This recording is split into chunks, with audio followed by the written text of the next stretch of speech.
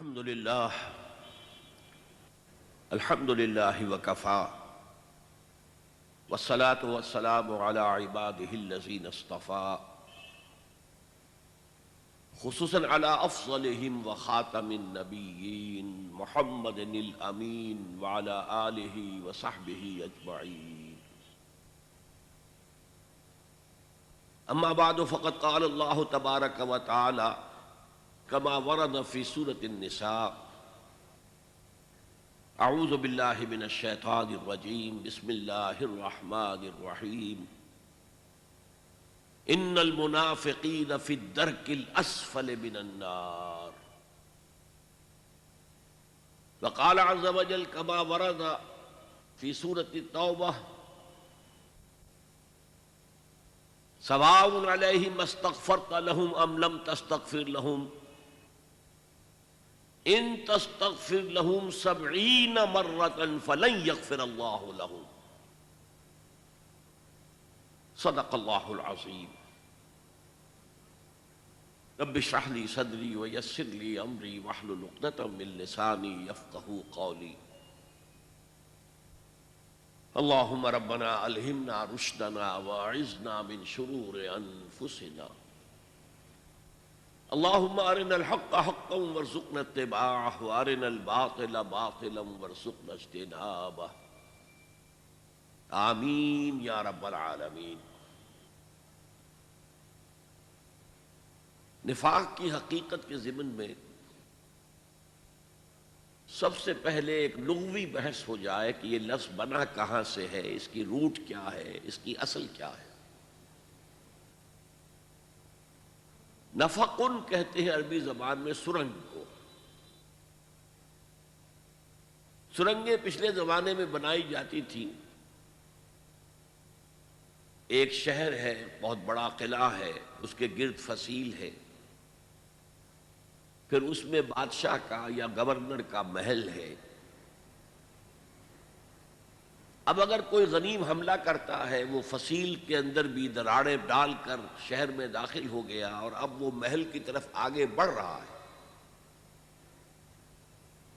تو اس بادشاہ کے لیے یا اس گورنر کے لیے اب بچاؤ کا راستہ کون سا ہے؟ سرنگیں کھودی ہوتی تھی جو محل سے شروع ہو کر زیر زمین چلتے چلتے باہر جا کر کہیں 2-3 میل کے فاصلے پر کھلتی تھی. یہ تحفظ کا ذریعہ تھا کہ جب یہ معلوم ہو کہ ہمارے ڈیفنسز شیٹر ہو گئے ہیں، اب جان بچانے کے لیے ظاہر بات ہے دروازے کی طرف تو نہیں جا سکتے، ادھر تو غنیم کا قبضہ ہے، تو یہ زیر زمین سرنگ کے ذریعے سے پھر بھاگ کر جان بچائی جاتی تھی. گویا کہ اس میں اصلاً تحفظ ذات پیش نظر تھا. اسی طرح نافقہ کہتے تھے عربی زبان میں گوہ کے بل کو. گوہ ایک جانور ہے جو زمین کے اندر بھٹ بناتا ہے اور اس بھٹ کے 2 راستے رکھتا ہے، ایک ادھر سے ایک ادھر سے. اس کا شکار اہل عرب کرتے تھے شکاری کتوں سے. اب اگر کسی کتے نے ادھر سے داخل ہونے کی کوشش کی تو گوہ دوسرے دروازے سے نکل کر بھاگ جاتا تھا، اگر ادھر سے آیا تو اس دروازے سے نکل کر بھاگ جاتا تھا. تو اس اعتبار سے تحفظ ذات جو ہے وہ اصل میں ان دونوں الفاظ کے اندر جو اس کی بنیادی روح ہے وہ اس میں مثمر ہے. اسی لیے ایسے انسان کو منافق کہا جاتا ہے، 2 منہ، کہ ان سے ملتا ہے تو کچھ اور کہہ رہا ہے، ان سے ملتا ہے تو کچھ اور کہہ رہا ہے. ان کے پاس جاتا ہے تو ان کے ساتھ دوستی گانٹتا ہے، ان کے مخالفوں کے پاس جاتا ہے تو ان کے ساتھ بھی اپنے گڈ باکس کے اندر رکھنا چاہتا ہے. یہ ہے اصل میں نفاق. اب نفاق کی بہت سی مختلف طرز کی تقسیمیں کی گئی ہیں نفاق کی حقیقت کو سمجھانے کے لیے. ایک ہے عقیدے کا نفاق، انسان جان بوجھ کر دھوکہ دے رہا ہو اپنے بچاؤ کے لیے. ایک ہے عمل کا نفاق، اگرچہ دل کے اندر اس کا کوئی ارادہ ایسا نہ ہو، لیکن پھر بھی اس کے عمل کے اندر دو عملی پائی جاتی ہے۔ میں نے اسے ذرا مختلف انداز میں تقسیم کیا ہے۔ ایک ہے شعوری نفاق، جبکہ منافق کو معلوم ہوتا ہے کہ میں منافق ہوں، میں مسلمان نہیں ہوں، مومن نہیں ہوں۔ اور ایک غیر شعوری نفاق ہوتا ہے جس میں منافق اپنے آپ کو مسلمان سمجھتا ہے، وہ دوسروں کو سمجھتا ہے کہ وہ غلط راستے پر جا رہے ہیں، میں تو مسلمان ہوں اور میں تو صاحب ایمان ہوں، اور حقیقت میں وہ منافق ہے۔ تو ایک شعوری نفاق ہے اور ایک غیر شعوری نفاق ہے۔ اس شعوری نفاق کے لیے دو مثالیں میں آپ کو دے سکتا ہوں۔ ایک تو خود قرآن مجید ہے، سورہ آل عمران میں یہودیوں کی ایک سازش کا تذکرہ ہوا۔ انہوں نے جب دیکھا کہ جو شخص مسلمان ہو جاتا ہے پھر چاہے کتنی ہی تکلیفیں آ جائیں وہ واپس نہیں آتا، اس سے ایک ساکھ قائم ہو گئی تھی اسلام اور ایمان کی۔ یہ کوئی ایسی شے ہے جو انسان کو اتنا گہرا اطمینان، اتنی گہری خوشی عطا کرتی ہے کہ پھر وہ اسی کا ہو رہتا ہے، اسے کسی طرح بھی، کسی ترتیب سے، کسی ترکیب سے واپس کلیم نہیں کیا جا سکتا۔ تو اس ساکھ کو ختم کرنے کے لیے انہوں نے سازش کی۔ وَقَالَ طَائِفَةٌ مِّنْ أَهْلِ الْكِتَابِ آمنوا بالذی انزل علی الذین آمنوا وجہ النہار واکفروا آخرہ لعلہم یرجعون۔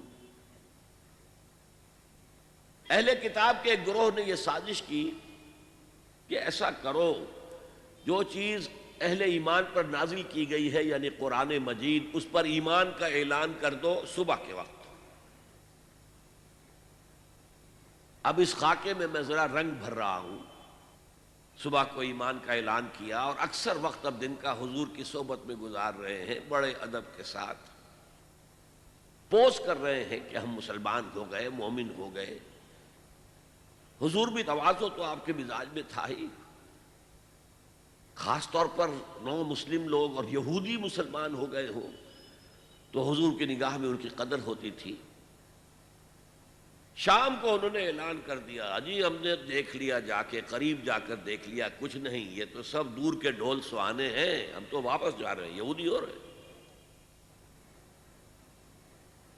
وَقَالَ طَائِفَةٌ مِّنْ أَهْلِ الْكِتَابِ آمِنُوا بِالَّذِي أُنزِلَ عَلَى الَّذِينَ آمَنُوا وَجْهَ النَّهَارِ، صبح کے وقت ایمان کا اعلان کرو، وَاكْفُرُوا آخِرَهُ، اور دن کے آخر میں شام کو، رات کو تم لوٹ آؤ، کفر کرو، لعلہم یرجعون، اس سے توقع ہے کہ ان میں سے بھی کچھ لوگ ٹوٹیں گے، سوچیں گے نا، سادہ دل لوگ سوچیں گے بھئی بڑے عالم لوگ تھے یہ یہود کے، اور بڑے خلوص کے ساتھ آئے تھے اور سارا دن بڑے ادب کے ساتھ حضور کی صحبت میں رہے ہیں، تو یہ جو اب واپس پھر گئے تو کچھ نہ کچھ تو دیکھا ہوگا نا انہوں نے۔ تو ڈگمگانے کا معاملہ، چونکہ وہاں کمزور ایمان والے موجود تھے مدینہ منورہ میں، منافق نہیں تھے، کمزور ایمان والے، اس کی وجہ میں پہلے بیان کر چکا ہوں اپنے خطاب میں کہ مکے میں تو یہ ہوتا تھا، وہی شخص ایمان کا اعلان کرتا تھا جس کے دل میں یقین آخری درجے کا پیدا ہو چکا ہوتا تھا، اسے معلوم تھا کہ جیسے ہی میں کہوں گا اشہد ان لا الہ الا اللہ واشہد ان محمد رسول اللہ، مجھے مار پڑنی شروع ہو جائے گی، گھر والوں کی طرف سے مخالفت ہوگی، سب دوستوں سے مخالفت ہوگی، سب سے کٹنا پڑے گا، سب کو چھوڑنا پڑے گا، ہو سکتا ہے مار پڑے۔ لہذا جس شخص کے دل میں پختہ یقین پیدا ہو جاتا تھا وہی جرأت کرتا تھا زبان سے کلمہ شہادت ادا کرنے کی۔ مدینے کا معاملہ مختلف تھا۔ اوس اور خزرج کے جو قبائل تھے، عرب، اصل عرب جو یمن سے آ کر یہاں آباد ہوئے تھے، جب وہاں بند ٹوٹا تھا اور پورا ملک تباہ ہو گیا تھا تو اس کے بعد جو لوگ وہاں سے نکلے عرب قبائل، وہ کچھ مدینے میں آ گئے، کچھ اور شام کی طرف چلے گئے، کچھ عراق کی طرف چلے گئے، تو یہ اوس اور خزرج کے دو قبیلے جو ہیں مدینے میں آباد ہوئے۔ ان کے جو بڑے بڑے سردار تھے وہ سب ایمان لے آئے، تو اب پورے قبیلے نے کہا ٹھیک ہے، اپنے سرداروں کی پیروی میں ایمان لے آئے۔ نہ انہیں کوئی کوفت اٹھانی پڑی، نہ کوئی تکلیف اٹھانی پڑی، نہ گھر والوں کو چھوڑنا پڑا، کچھ بھی نہیں، کوئی قیمت دینی نہیں پڑی۔ حالات کس قدر مختلف تھے، لہذا ان میں پکے بھی تھے تو کچے بھی تھے، پختہ ایمان والے بھی تھے تو ذرا کمزور ایمان والے بھی تھے، اور ایسے کمزور ایمان والوں کے دلوں میں یہ وسوسہ اندازی کرنا بہت آسان تھا۔ جیسے میں نے آپ سے عرض کیا تھا، تحویل قبلہ پر یہودیوں نے شور مچا دیا تھا، اور بہت سے اہل ایمان جو ہے ان کے دلوں میں بھی وسوسہ پیدا ہو گیا تھا۔ یہودیوں نے کہا یہ کیسا رسول ہے، کیسا نبی ہے، اس کا قبلہ ہی معین نہیں، پہلے یہ شمال کی طرف رخ کر کے نماز پڑھ رہا تھا، اب یہ جنوب کی طرف رخ کر لیا ہے، تو قبلہ ہی جس کا معین نہ ہو وہ کہاں کا رسول، کہاں کا نبی؟ تو کچھ کمزور ایمان والے لوگ بھی ان کے پروپیگنڈے سے متاثر ہو گئے، چاہے زبان سے کچھ نہیں کہا، کہ دل کے اندر تو ایک وسوسہ پیدا ہو گیا نا۔ اسی لیے بڑی لمبی بحث آئی ہے، سورہ بقرہ کا 17واں رکوع 18واں رکوع، 2 رکوع پورے اسی مضمون پر ہے، اور پھر 2 رکوع پہلے 14ویں رکوع میں فرمایا گیا ہے للہ المشرق والمغرب فأینما تولوا فثم وجہ اللہ، اور پھر 2 رکوع آگے جا کر کہا گیا لیس البر ان تولوا وجوہکم قبل المشرق والمغرب، اصل نیکی یہ نہیں ہے۔ اسی طریقے سے اس ترکیب سے ان کے پیش نظر یہ تھا کہ کچھ نہ کچھ تو لوگ ڈول جائیں گے نا، کچھ نہ کچھ لوگوں کے دلوں کے اندر تو یہ احساس ہوگا بھئی یہ لوگ آئے تھے بڑی شرافت کے ساتھ، اور یہ لوگ یہود کے علماء میں سے ہیں، یہ ایمان لائے اور یہ کس قدر ادب کے ساتھ حضور کی صحبت میں رہے، اب شام کو انہوں نے جو کفر کا اعلان کیا واپس ہم تو یہودیت کی طرف جا رہے ہیں، آخر کچھ تو ہوگا نا جو انہوں نے دیکھا ہوگا۔ اب یہ نوٹ کر لیجئے کہ یہ لوگ جو چند گھنٹے ایمان میں رہے، مسلم تو مان لیا گیا انہیں، تو انہوں نے کلمہ شہادت ادا کیا ہے، لیکن ظاہر بات ہے انہیں معلوم تھا کہ ہم ایمان نہیں لائے ہیں، ہم مسلمان نہیں ہوئے ہیں۔ They knew it کہ یہ تو ہمارا فراڈ ہے، یہ تو ہماری ایک تدبیر ہے تاکہ مسلمانوں کو ہلائیں۔ اسی طرح کی ایک مثال ہو سکتی ہے، اور ایسا واقعہ ہوا بھی ہے پاکستان میں، کوئی غیر ملکی جاسوس آتا ہے، وہ ختنہ بھی کرا کے آتا ہے، داڑھی رکھ کر آتا ہے، نماز یاد کر کے آتا ہے، اور وہ آ کر کسی بارڈر کے قریب کسی گاؤں میں امام بن جاتا ہے مسجد کا، جی میں خدمت کرنا چاہتا ہوں اسلام کی، میں آپ سے کوئی تنخواہ بھی نہیں لوں گا، بس اسلام کی خدمت پیش نظر ہے۔ اور اکثر پاکستان میں جو مساجد کے ائمہ ہوتے ہیں وہ آتے ہیں، یہ جو علاقہ ہے پہاڑی علاقہ کوہستان کا، NWFB کا، یہاں سے آتے ہیں لوگ، وہاں پر یہ ابتدائی تعلیم جو ہے ناظرہ قرآن، حفظ قرآن، اس کا بہت چرچا ہے پٹھانوں کے ریجن میں، تو اکثر و بیشتر لوگ باہری سے آئے ہوئے ہوتے ہیں، ان کا یہ بھی کوئی انہی میں سے ہوگا۔ اب وہ وہاں پر ایک جاسوس کی حیثیت سے رہا، اور کئی سال مسجد کا امام بنا رہا، اور چھپا ہوا اس کے پاس جو ہے ٹرانسمیٹر اس کے حجرے میں موجود تھا، اور وہ اطلاعات دے رہا تھا۔ ظاہر ہے اسے معلوم ہے میں اسلام نہیں لایا، میں ایمان نہیں لایا، میں تو صرف جاسوسی کے مقصد کے لیے مسلمان بنا ہوں۔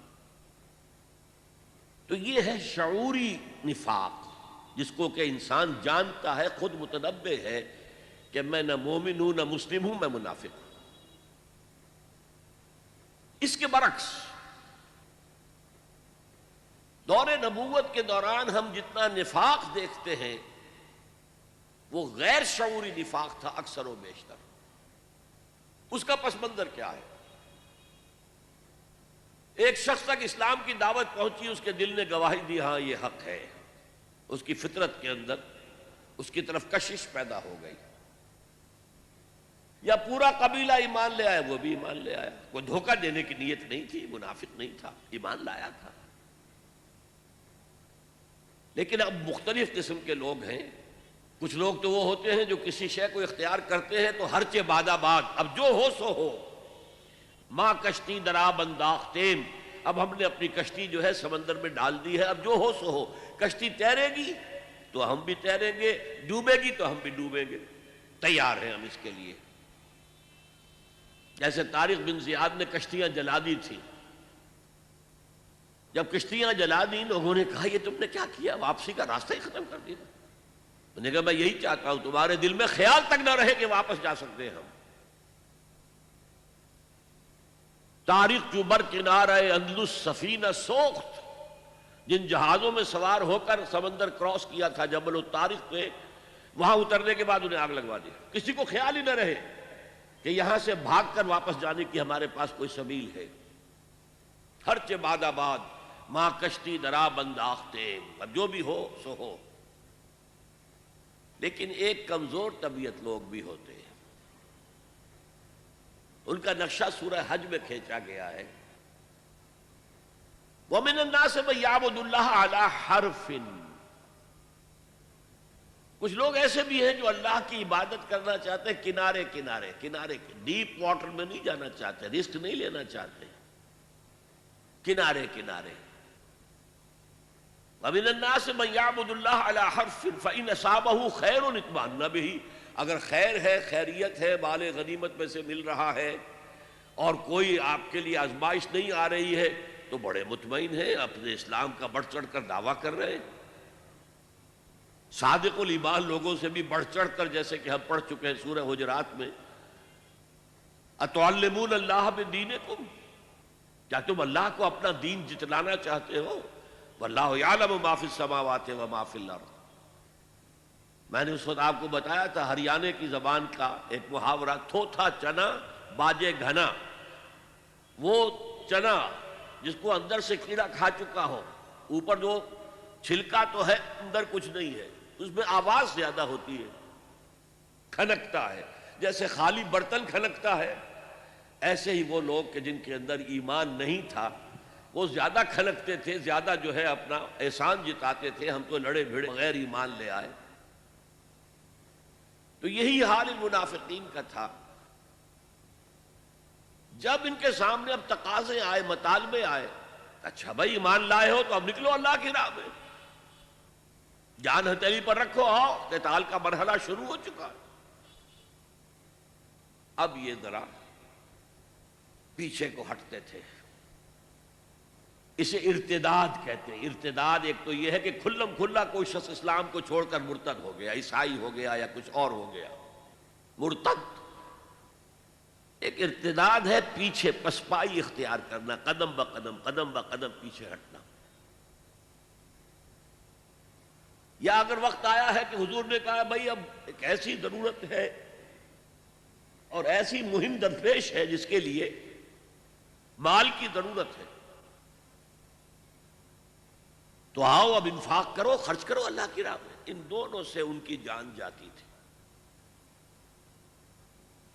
اب اگر تو ان میں صرف ضعف ایمان تھا، ایمان کی کمزوری تھی، تو اگر تقصیر ہو جاتی تھی، کوتاہی ہوتی تھی، تو وہ اس کا اعتراف کرتے تھے اور حضور کے پاس آ کر کہتے تھے حضور ہم سے غلطی ہو گئی، ہم نہیں جا سکے آپ کے ساتھ مہم پر، آپ ہمارے لیے استغفار کریں اللہ سے. جب تک تو یہ صورت تھی تو اسے نفاق نہیں کہا جا سکتا. اعتراف ہو اور استغفار اللہ سے بھی کیا جائے، پروردگار معاف فرما دے، مجھ سے کوتاہی ہوئی ہے، اور اے نبی آپ بھی میرے لیے استغفار کریں تاکہ اللہ تعالیٰ جو ہے مجھے معاف کر دے. تو ضعف ایمان تو ہے، نفاق نہیں ہے. قرآن مجید نے ضعف ایمان کو تعبیر کیا ہے مرض فی قلوبہم مرض فزادہم اللہ مرضا. ان کے دلوں میں ایک روگ ہے تو اللہ نے اس روگ کو بڑھا دیا ہے. اللہ کا قانون یہ ہے کہ آپ ہدایت کے راستے پر چلنا چاہیں، ہدایت کا راستہ کھولتا چلا جائے گا اور ہمت آپ کو دیتا رہے گا، بڑھتے جاؤ بڑھتے جاؤ بڑھتے جاؤ. غلط راستے پہ جانا چاہتے ہیں اللہ تعالیٰ وہ کھول دے گا. بے حیائی کے راستے پر جانا چاہتے ہیں تو پہلے برقع اترے گا، پھر سر پر سے چادر اور دوپٹہ اترے گا، پھر آپ کے بازو جو ہے سلیو لیس ہو جائیں گے. ہوتے ہوتے کہاں تک آپ پہنچ جائیں گے اب نہیں کہہ سکتے. مغربی عورت کہاں پہنچ گئی ہے، بالکل لباس سے باہر آنا چاہتی ہے، لباس کو تو برداشت کرنا نہیں چاہتی اپنے بدن کے اوپر۔ بہرحال نیکی کی راستہ اختیار کرو گے فَسَنُيَسِّرُهُ لِلْيُسْرَى، بدی کا راستہ اختیار کرو گے فَسَنُيَسِّرُهُ لِلْعُسْرَى۔ اور اگر آپ نے ایک روگ جو ہے اپنے دل میں مال اور جان کی محبت جو ہے اتنی ہے کہ آپ کو اللہ کی راہ میں آگے بڑھنے نہیں دے رہی، جہاد فی سبیل اللہ کے لیے جان اور مال خرچ کرنے کی اجازت نہیں دے رہی، قتال فی سبیل اللہ کے لیے میدان میں آنے کی اجازت نہیں دے رہی، تو آپ کے دلوں میں ایک روگ ہے، ایک مرض ہے، ایک بیماری ہے، اور اللہ پھر اسی پر آپ کو چھوڑ دیتا ہے، ٹھیک ہے اس بیماری کے اندر مبتلا رہو۔ لیکن یہ ضعف ایمان جو ہے اسے نفاق نہیں کہیں گے جب تک اعتراف تقصیر ہے اور استغفار ہے اللہ سے، اور رسول کے پاس آ کر بھی معافی طلب کی جا رہی ہے اور ان سے بھی درخواست ہو رہی ہے کہ آپ بھی ہمارے لیے اللہ سے دعا کریں، استغفار فرمائیں تاکہ اللہ ہمیں بخش دے۔ لیکن اگلا مرحلہ آتا ہے کہ جھوٹے بہانے شروع کر دیتے۔ کب تک ہم اپنا اعتراف تقصیر کرتے رہیں گے؟ ہماری حیثیت کیا رہ جائے گی؟ ہماری عزت کیا رہ جائے گی؟ اب وہ کہیں گے حضور میری تو بیوی شدید بیمار ہے، کوئی دیکھ بھال کرنے والا نہیں ہے، میں جہاد میں نہیں جا سکتا، مجھے اجازت دے دیجیے۔ اور حضور یہ جاننے کے باوجود کہ یہ شخص جھوٹ بول رہا ہے، آپ کہتے ہیں ٹھیک ہے جائیے۔ آپ کی مروت کے یہ خلاف تھا، شرافت اور مروت کہ کہے تم جھوٹ بول رہے ہو، نا ٹھیک ہے جائیے آپ ایگزمپٹڈ۔ اب یہ جھوٹ جب شروع ہوا تو نفاق کی پہلی سٹیج آ گئی۔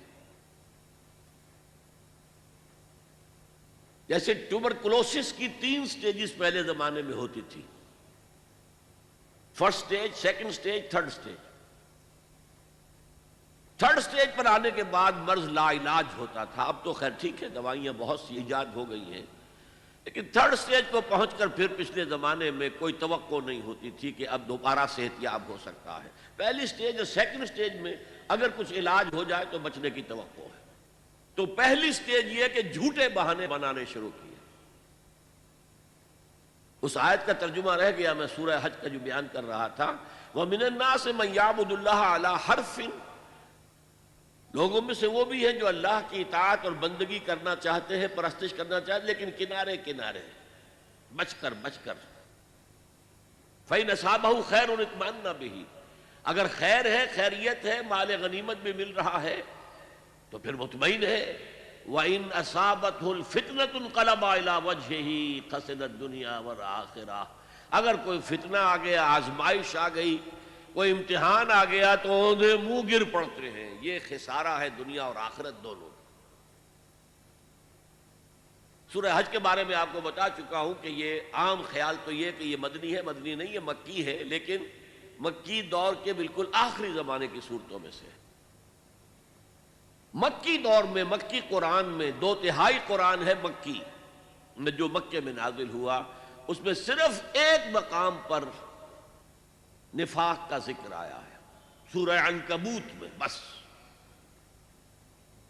اور اس وقت کیا ہو رہا تھا؟ بڑی شدید جو آزمائشیں ہو رہی تھی صحابہ کرام کو، اور ان میں سے کچھ حضرات حضور کی خدمت میں حاضر ہوئے، حضور اب ہمارے لیے یہ امتحانات ناقابل برداشت ہو رہے ہیں، الا تدعو لنا، آپ اللہ سے ہمارے لیے دعا نہیں کرتے کہ اللہ کی نصرت خصوصی آ جائے؟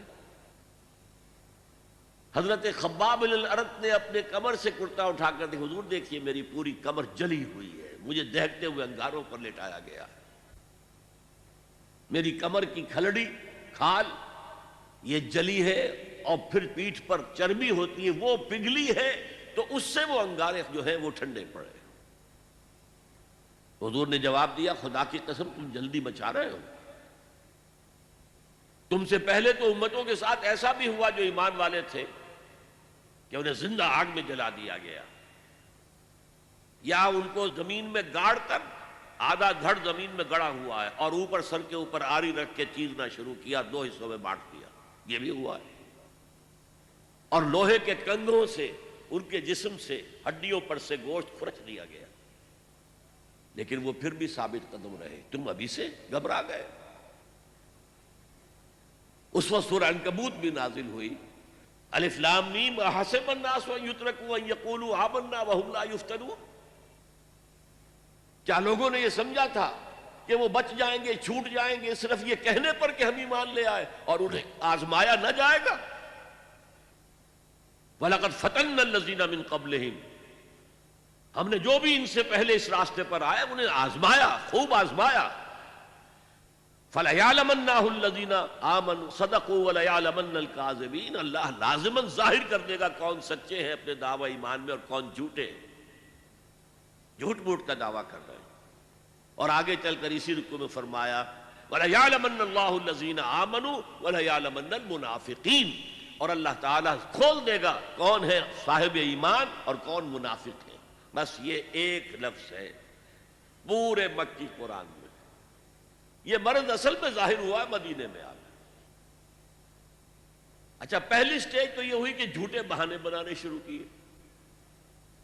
اس کے بعد محسوس ہوا کہ ہم جب جھوٹے بہانے بناتے ہیں تو لوگ زیر لب مسکراتے ہیں کہ یہ تو ان کی عادت ہی ہے جھوٹے بہانے بنانا.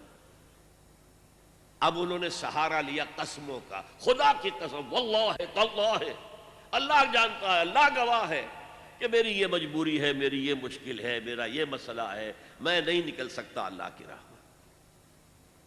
اب یہ اصل میں ٹی بی کا مرض, نفاق کا مرض اب دوسری سٹیج میں داخل ہو گیا. کچھ آگے بڑھ کر یہ ہوتا تھا کہ ایک دشمنی سی پیدا ہو جاتی تھی دل میں حضور کے خلاف اور صادق الایمان مسلمانوں کے خلاف, کہ یہ انہوں نے ہمیں مشکل میں ڈال دیا ہے.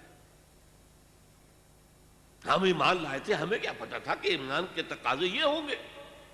ہم سمجھے تھے بس ایک عقیدہ ہے, بدل لیا, اللہ اللہ خیر صلی اللہ. یہ تقاضے تو بڑے بھاری ہیں, ان کو پورا کرنا تو آسان نہیں ہے. وہ جو اقبال کہتا ہے تو بچا بچا کے نہ رکھ اسے, تیرا آئینہ ہے وہ آئینہ کہ شکستہ ہو تو عزیز تر ہے نگاہ آئینہ ساز میں. جان اور مال بچاؤ نہیں, خرچ کرو. آئینہ ٹوٹا ہوا کس کو پسند آتا ہے؟ اللہ کو تو تمہاری ٹوٹی ہوئی لاش زیادہ پسند ہے بنسبت تمہارے زندہ وجود کے. حضرت حمزہ کی لاش جب آئی تھی حضور کی نگاہوں کے سامنے, ناک کٹی ہوئی ہے, کان کٹے ہوئے ہیں, پیٹ چاک کر کے کلیجہ چبایا گیا ہے. اللہ کی نگاہ میں اس کٹے پھٹے جسم کی جو قدر ہوگی اس کا ہم اندازہ نہیں کر سکتے. تو بچا بچا کے نہ رکھ اسے, تیرا آئینہ ہے وہ آئینہ کہ شکستہ ہو تو عزیز تر ہے نگاہ آئینہ ساز میں. آئینہ ساز اللہ ہے. تو ایک تو دشمنی ہو جاتی تھی رسول سے, اور اس میں ایک خاص واقعہ میں آپ کو بتا دوں. حضور نے مدینہ تشریف آوری کے 6 مہینے کے بعد 7ویں مہینے سے چھوٹے چھوٹے چھاپا بار دستے بھیجنے شروع کر دیے to threaten the lifeline of Mecca. مکے کی جو ساری معیشت تھی وہ تجارت پر تھی. اور اگر آپ تاریخی حیثیت سے جاننا چاہیں کہ یہ لنک بن گئے تھے trade between east and west. دیکھیے, جب تک نہر سویز نہیں تھی تو مشرق و مغرب کے درمیان سمندری راستہ تو کوئی نہیں تھا. ابھی 1498 جب آئے گا, کوئی 1000 برس کے بعد, تب وہ راستہ جو ہے ملے گا انسان کو کہ round the Cape of Good Hope, افریقہ کی جنوب تک جا کے پھر جاؤ تو مشرق کا راستہ کھلا ہے. تو ہوتا کیا تھا, یورپ سے سامان تجارت آیا اور شام کے ساحل پر اتر گیا. ادھر ایسٹ انڈیز سے جاوا, سماٹرا, ہندوستان, چائنا, ادھر سے مال آیا سمندر کے راستے سے اور یمن کے ساحل پر اتر گیا. And between these 2 points caravans of the Quraysh, they were going to and fro. جنوب میں گئے, سردیوں کے زمانے میں وہ جاتے تھے جنوب میں, گرمی کم ہوتی تھی یمن کی طرف. وہاں سے مال اٹھایا اور چلے اب شام تک پہنچ کر شام کے ساحل پر پہنچا دیا. وہاں سے شام کا ساحل یورپ کا آیا ہوا سامان اٹھایا اور وہ لا کے سیدھا جنوب میں, سیدھا راستہ تھا بالکل سیدھا, اسٹریٹ ٹو دی نارتھ, اور وہ جو ہے آ کر یمن پہ اتار دیا. یمن سے پھر مشرقی ممالک کے تاجر وہ خریدیں گے اور لے جائیں گے کشتیوں کے ذریعے سے، شام سے یورپ کے تاجر وہ جو ہے وہ خریدیں گے اور لے جائیں گے۔ تو یہ کنیکشن بن گئے تھے between the trade between east and west, اور ان کو یہ سہولت حاصل تھی، پروٹیکشن حاصل تھی کہ کوئی بھی قبیلہ عرب کا ان کے کیروانز کے اوپر حملہ نہیں کر سکتا تھا، because they were the custodians of Kaaba, اور تمام قبیلوں کے بت کعبے میں رکھے ہوئے تھے as if they were hostages with them. کوئی قبیلہ ان کے خلاف جارحیت کرے گا تو وہ اس کے بت کی گردن مروڑ کر باہر پھینکیں گے۔ اس وجہ سے انہیں اس پوری تجارت کے اندر، اور ان کی جو مالی حیثیت بہت بہتر تھی قریش کی بقیہ پورے عرب سے، اس کا سبب یہ تھا۔ اب حضور نے کیا کیا؟ اسے تھریٹن کیا، we are very much here now, this can be called the economic blockade of Mecca. یہ تھا پھر جس کے نتیجے میں، اچھا اس وقت تک قرآن مجید میں قتال کا حکم نہیں آیا تھا، یہ حضور کی اپنی تدبیر تھی، اپنا اجتہاد تھا۔ تو وہ کہتے ہیں دیکھو جی ابھی قرآن میں تو حکم آیا نہیں، یہ تو کچھ ایڈونچرس آدمی معلوم ہوتے ہیں، ایمبیشس آدمی معلوم ہوتے ہیں، انہوں نے ہمیں مصیبت میں ڈال دیا۔ پھر ان کا کہنا یہ تھا کہ بھائی دعوت سے، تبلیغ سے، نصیحت سے، ٹھنڈی ٹھنڈی باتوں سے اپنی بات پھیلاؤ، یہ کیا چھیڑنا قریش کو کہ پھر جنگوں کا آغاز ہو جائے۔ اندر تو تھی اپنی بزدلی، لیکن اس کے اوپر ردے چڑھ رہے تھے فلسفے کے۔ جیسے ہم کہتے ہیں کہ اگر کسی کو گڑ دے کر مارا جائے تو زہر ضرور دینا ہے۔ تو اس اعتبار سے وہ حضور سے بھی اپنے دل میں عداوت محسوس کرنے لگے، اور یہ جو مسلمان ہیں یہ فینیٹکس، یہ پاگل، یہ جذباتی لوگ، یہ نہ دائیں دیکھتے نہ بائیں دیکھتے ہیں، نہ سامنے کے خطرات نہ پیچھے کے حالات، نہ انہیں اپنے بیوی بچوں کا کوئی خیال ہے، کچھ بھی نہیں، اور یہ فوراً کھڑے ہو جاتے ہیں، چل پڑتے ہیں، فوراً لبیک کہتے ہیں۔ جب یہ لبیک کہتے ہیں تو ہم نمایاں ہو گئے نا، اگر سب بیٹھے رہتے تو ہم بھی انہی میں شامل رہتے۔ اس وجہ سے پھر وہ عداوت کا درجہ ان کے اندر پیدا ہو گیا۔ یہ تھرڈ سٹیج ہے ٹیوبرکلوسس کی۔ نفاق جب اس درجے کو پہنچ جاتا تھا تو اب اس کے علاج کا کوئی امکان نہیں تھا۔ یہ ہے غیر شعوری نفاق، وہ اپنے آپ کو مسلمان سمجھتے تھے، مسلح سمجھتے تھے، تو یہ پھیلا رہے محمد اور اس کے ساتھی صلی اللہ علیہ وسلم، خامخواہ چیلنج کر رہے ہیں قریش کو۔ یہ انداز جیسے کہ سورہ بقرہ کے دوسرے رکوع میں ہے، وَإِذَا قِيلَ لَهُمْ لَا تُفْسِدُوا فِي الْأَرْضِ قَالُوا إِنَّمَا نَحْنُ مُصْلِحُونَ۔ جب ان سے کہا جاتا تھا دیکھو اللہ کے دین کو قائم کرنے کے لیے ایک جمعیت فراہم ہوئی ہے، اس کے امیر محمد ہیں صلی اللہ علیہ وسلم، اور اب عالمی اصلاح کا ایک پروگرام پیش نظر ہے، تم اس جماعتی زندگی میں رکھنا ڈال رہے ہو تو گویا کہ فساد مچا رہے ہو۔ وہ کہتے نہیں ہم تو جی اصلاح چاہتے ہیں، مصلحین ہیں، یہ فساد تو تم مچا رہے ہو، جنگیں تم نے شروع کر دی ہیں، ہم تو کہتے ہیں کہ صلح کے ساتھ کام کرو اور دعوت و تبلیغ کے ذریعے سے، صرف اس مشنری زیل کے ذریعے سے اپنی بات کو پھیلاؤ۔ یہ تھے مدینے کے منافقین۔ اب چند باتیں میں اس نفاق کے ضمن میں اور عرض کر دوں۔ حضور نے فرمایا صلی اللہ علیہ وسلم نفاق کے بارے میں، ما خافہ الا مومن وما امنہ الا منافق۔ نفاق کا خوف رہتا ہے صرف صاحب ایمان کو، اور نفاق سے اپنے آپ کو محفوظ سمجھتا ہے صرف منافق۔ صاحب ایمان تو ہمیشہ اس فکر میں رہتے تھے ہم سے کوئی کمزوری ظاہر نہ ہو جائے، مال اور اولاد کی محبت کہیں ہمارے قدم نہ روک لے، کہیں اللہ کے ہاں ہمارا شمار منافقین میں نہ ہو جائے۔ کوئی چھوٹی سی تقصیر ہو گئی تو وہ بھی انہیں معلوم ہوتا تھا کہ جیسے پہاڑ ان کے سروں پر آ گیا ہے۔ حضور نے فرمایا کچھ لوگ ایسے ہوتے ہیں کہ اگر گناہ کر بیٹھتے ہیں تو ایسے محسوس کرتے ہیں کہ پہاڑ تلے آ گئے، اتنا بوجھ، اتنا احساس کے اوپر ثقل۔ اور کچھ لوگ ایسے ہوتے ہیں کہ بڑے سے بڑا گناہ کر کے بس اتنا سا احساس ہوتا ہے کہ ناک پر مکھی بیٹھ گئی کہ ہم نے یوں کیا اڑا دیا، بس اتنا احساس۔ وہ ضمیر نام کی اندر شے وہ بتاتی تو ہے تم نے غلط کام کیا، اس سے زیادہ نہیں، بس اڑا دی خلاص. تو ما امنہ الا منافق، نفاق سے اپنے آپ کو محفوظ اور مامون سمجھتا ہے صرف منافق.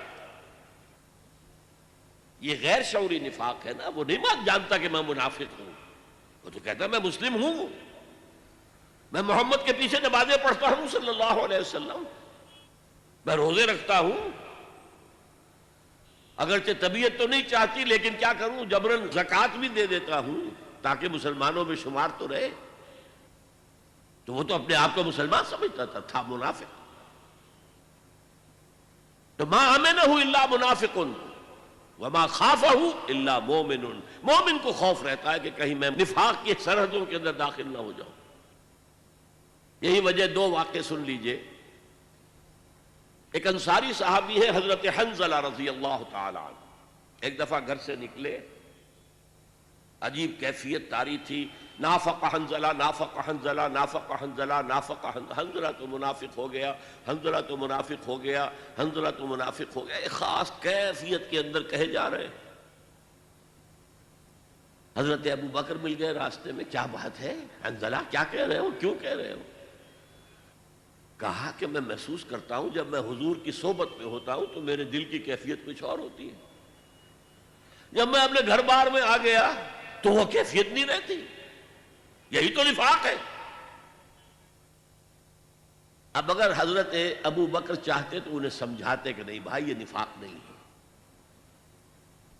لیکن انہوں نے حکمت سے دوسرا راستہ اختیار کیا. بھائی یہ حال تو میرا بھی ہے، حضور کی صحبت میں جب میں ہوتا ہوں تو واقعتاً ایمان کی کیفیت اور بلندی یا ایمان کی گہرائی وہ بالکل کسی اور شان کی ہوتی ہے. اور حضرت ابو بکر تاجر بھی تھے، جب میں اپنی دکان پر آ کر بیٹھتا ہوں تو پھر وہ کیفیت تو نہیں رہتی. تو چلو حضور سے پوچھتے. حضور کے پاس پہنچ گئے، حضور نے ساری بات سن کر کہا کہ حنظلہ یہ نفاق نہیں ہے، جو کیفیت تمہاری میری محفل میں ہوتی ہے یہ ہمیشہ نہیں رہ سکتی. اگر ہمیشہ رہے تو فرشتے تم سے تمہارے بستروں پر مسافہ کریں گے آ کر. فَإِنَّهَا يَا حَنْظَلَةُ سَاعَةً فَسَاعَةً، یہ کیفیت تو کبھی کبھی محسوس ہوتی ہے. اس طرح کا ایمان، اتنا گہرا ایمان، اتنا یقین والا ایمان، جیسے کہ ایک صحابی سے صبح کو فجر کے بعد حضور نے پوچھا، آپ کا معمول تھا یہ، فجر کے بعد تشریف فرما رہتے تھے، صحابہ ہیں، کوئی سوال جواب ہو رہے ہیں، حضور یہ بھی پوچھتے تھے کسی نے کوئی خواب دیکھا ہے وہ بیان کرے. تو ایک صحابی سے آپ نے پوچھا کیف اصبحت، کہ آج صبح کیسی ہوئی؟ عرض کیا اصبحت مومنا حقا یا رسول اللہ، اے اللہ کے رسول مجھے صبح ایک سچے مومن کی صبح نصیب ہوئی. اب یہ جواب بڑا غیر معمولی تھا، اصبحت مومنا حقا. آپ نے فرمایا لکل شیء صفت فما صفت ایمانک، ہر شے کی کوئی صفت ہوتی ہے جس کے حوالے سے وہ پہچانی جاتی ہے. تو تم جو دعویٰ ایمان کا کر رہے ہو تو تمہارے ایمان کی صفت کیا ہے، کیفیت کیا ہے؟ جواب دیا کانی انظر الی الجنہ وکانی انظر الی النار، میرے یقین کی کیفیت یہ ہے کہ جیسے کہ میں جہنم کو اپنی آنکھوں سے دیکھ رہا ہوں اور جنت کو اپنی آنکھوں سے دیکھ رہا ہوں. تو ایمان کی یہ گہرائی بھی ہوتی ہے. جیسے کہ اسی حدیث جبرائیل میں تیسرا سوال یہ تھا اخبرنی عن الاحسان، مجھے بتائیے کہ احسان کیا ہے، روحانیت کا بلند مقام کیا ہے.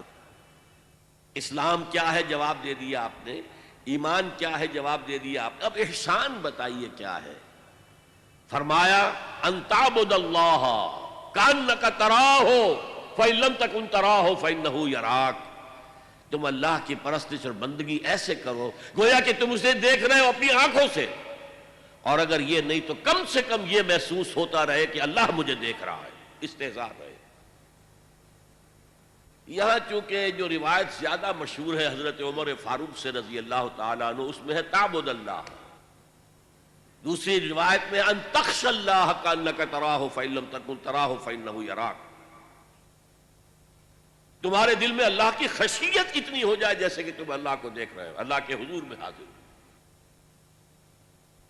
اور ایک میں آیا ہے ان تعمل للہ کانک تراہ فإن لم تکن تراہ فإنہ یراک، اللہ کے لیے بھاگ دوڑ، محنت، جد و جہد، جہاد، قتال اس کیفیت کے ساتھ کرو گویا کہ تم اللہ کو دیکھ رہے ہو، اور ورنہ کم سے کم یہ یقین رہے کہ اللہ تمہیں دیکھ رہا ہے۔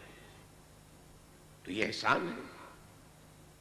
نافقہ حنظلہ اسی طریقے سے حضور جب واپس تشریف لا رہے تھے غزوہ تبوک سے، تو کچھ منافق مدینے کے ایک تنگ گھاٹی میں سے حضور کو گزرنا تھا، راستہ ایسا تھا جس میں ایک ہی اونٹ ایک وقت میں گزر سکتا تھا۔ انہوں نے اس کے آس پاس جو ہے اپنے آپ کو چھپا لیا، چھپ گئے، اور جب حضور کا اونٹ اس میں سے نکل رہا تھا حملہ کیا حضور کو قتل کرنے کے لیے۔ حضرت حذیفہ حضور کے باڈی گارڈ کی حیثیت سے اونٹ کے آگے آگے چل رہے تھے، انہوں نے مقابلہ کر کے سب کو بھگا دیا۔ انہوں نے ڈھاٹے باندھے ہوئے تھے، منہ چھپائے ہوئے تھے، پھر رات کا وقت تھا۔ جب وہ بھاگ گئے تو حضور نے فرمایا کہ حذیفہ میں تمہیں بتا دوں یہ کون کون تھے؟ نام لے کر بتا دیا، فلاں ابن فلاں، فلاں ابن فلاں، فلاں ابن فلاں، فلاں ابن فلاں۔ یہ وحی کے ذریعے سے حضور کو سب کچھ معلوم ہو جاتا تھا۔ لیکن دیکھنا حذیفہ، یہ کسی کو بتانا نہیں ہے، یہ میرا راز ہے تمہارے پاس، کہ میں نے تمہیں منافقین کے نام بتا دیے ہیں کچھ کے۔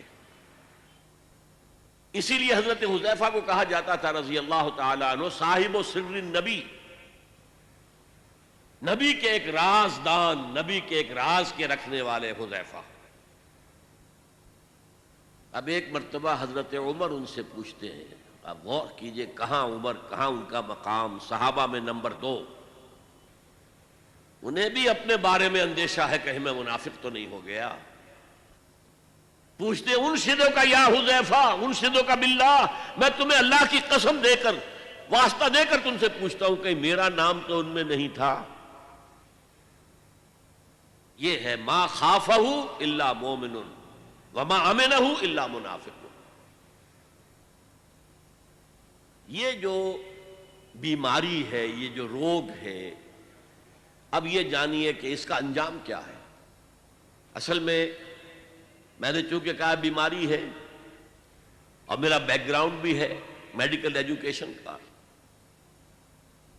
تو ہر مرض کے ضمن میں ہمارے ہاں بحثیں ہوتی ہیں، ایٹیولوجی کیا ہے، یہ بیماری کیوں آتی ہے۔ پھر جب بیماری لاحق ہو گئی تو اس کی علامات کیا ہیں، سائنز اینڈ سمپٹمز کیا ہیں، پھر پروگنوسس کیا ہے، کتنی شفا کی امید ہے اور کتنی نہیں ہے، پھر ٹریٹمنٹ کیا ہے، اور ٹریٹمنٹ بھی 2 طرح کے ہوتے ہیں، ایک پریونٹیو اور ایک کیوریٹیو۔ مرض سے بچا جائے، بچاؤ کی تدابیر، اور اگر مرض کی چھوٹ لگ گئی ہے تو پھر اس کا علاج۔ یہ جو منافقین کی بحث ہے اور نفاق کی بحث ہے، یہ بڑی تفصیل سے آئی ہے۔ سورہ بقرہ میں بھی ہے لیکن وہاں لفظ نفاق استعمال نہیں کیا گیا، رفتہ رفتہ رفتہ رفتہ اس کا جو پردہ چاٹ کیا گیا رفتہ رفتہ۔ سورہ بقرہ میں صرف یہ آیا ہے فی قلوبہم مرض فزادہم اللہ مرضا، کچھ سائنز اینڈ سمپٹمز بھی آ گئے۔ وَإِذَا لَقُوا الَّذِينَ آمَنُوا قَالُوا آمَنَّا وَإِذَا خَلَوْا إِلَىٰ شَيَاطِينِهِمْ قَالُوا إِنَّا مَعَكُمْ إِنَّمَا نَحْنُ مُسْتَهْزِئُونَ، جب وہ اہل ایمان سے ملتے کہتے ہم بھی ایمان لے آئے ہیں، ہم بھی صاحب ایمان ہیں، اور جب اپنے ان شیطانوں کے پاس جاتے ہیں، یہودی لیڈروں کے پاس، تو کہتے ہیں جی ہم تو آپ کے ساتھ ہیں، ہم ان سے تو صرف مذاق ہی کر رہے ہیں۔ اللہ یستہزئ بہم ویمدہم فی طغیانہم یعمہون، اصل میں اللہ ان سے مذاق کر رہا ہے اور انہیں ان کی سرکشی کے اندر آگے کھینچتا چلا جا رہا ہے۔ جیسا کہ میں نے کہا تھا، نیکی کا راستہ اختیار کرو گے اللہ اسے کھولتا چلا جائے گا، بدی کا اختیار کرو گے اللہ اس کو کھولتا چلا جائے گا، نفاق کا اختیار کرو گے اللہ اس کو کھولتا چلا جائے گا۔ تو سورہ بقرہ میں کہیں لفظ منافق یا نفاق نہیں آیا، آل عمران میں ایک جگہ آیا ہے، لیکن سورہ نساء میں بڑی مفصل بحثیں ان کی علامات، اور سب سے بڑے ان کے 3 جو سبب تھے۔ اللہ کے رسول کی اطاعت بہت بھاری گزرتی تھی، اچھا جی اللہ کا حکم تو ہم مانیں گے لیکن ان کا کیوں مانیں، یہ بھی تو ہماری طرح کے انسان ہیں۔ اسی لیے انہوں نے کہا تھا قرآن میں تو ابھی حکم آیا نہیں قتال کا، انہوں نے خامخواہ شروع کر دیا۔ اس پر پھر سورہ محمد نازل ہوئی جس کو سورہ قتال بھی کہتے ہیں. قتال کا حکم آ گیا، اب ان کی زبانیں چپ ہوئی، اب تو آ گیا، اب کیا کریں.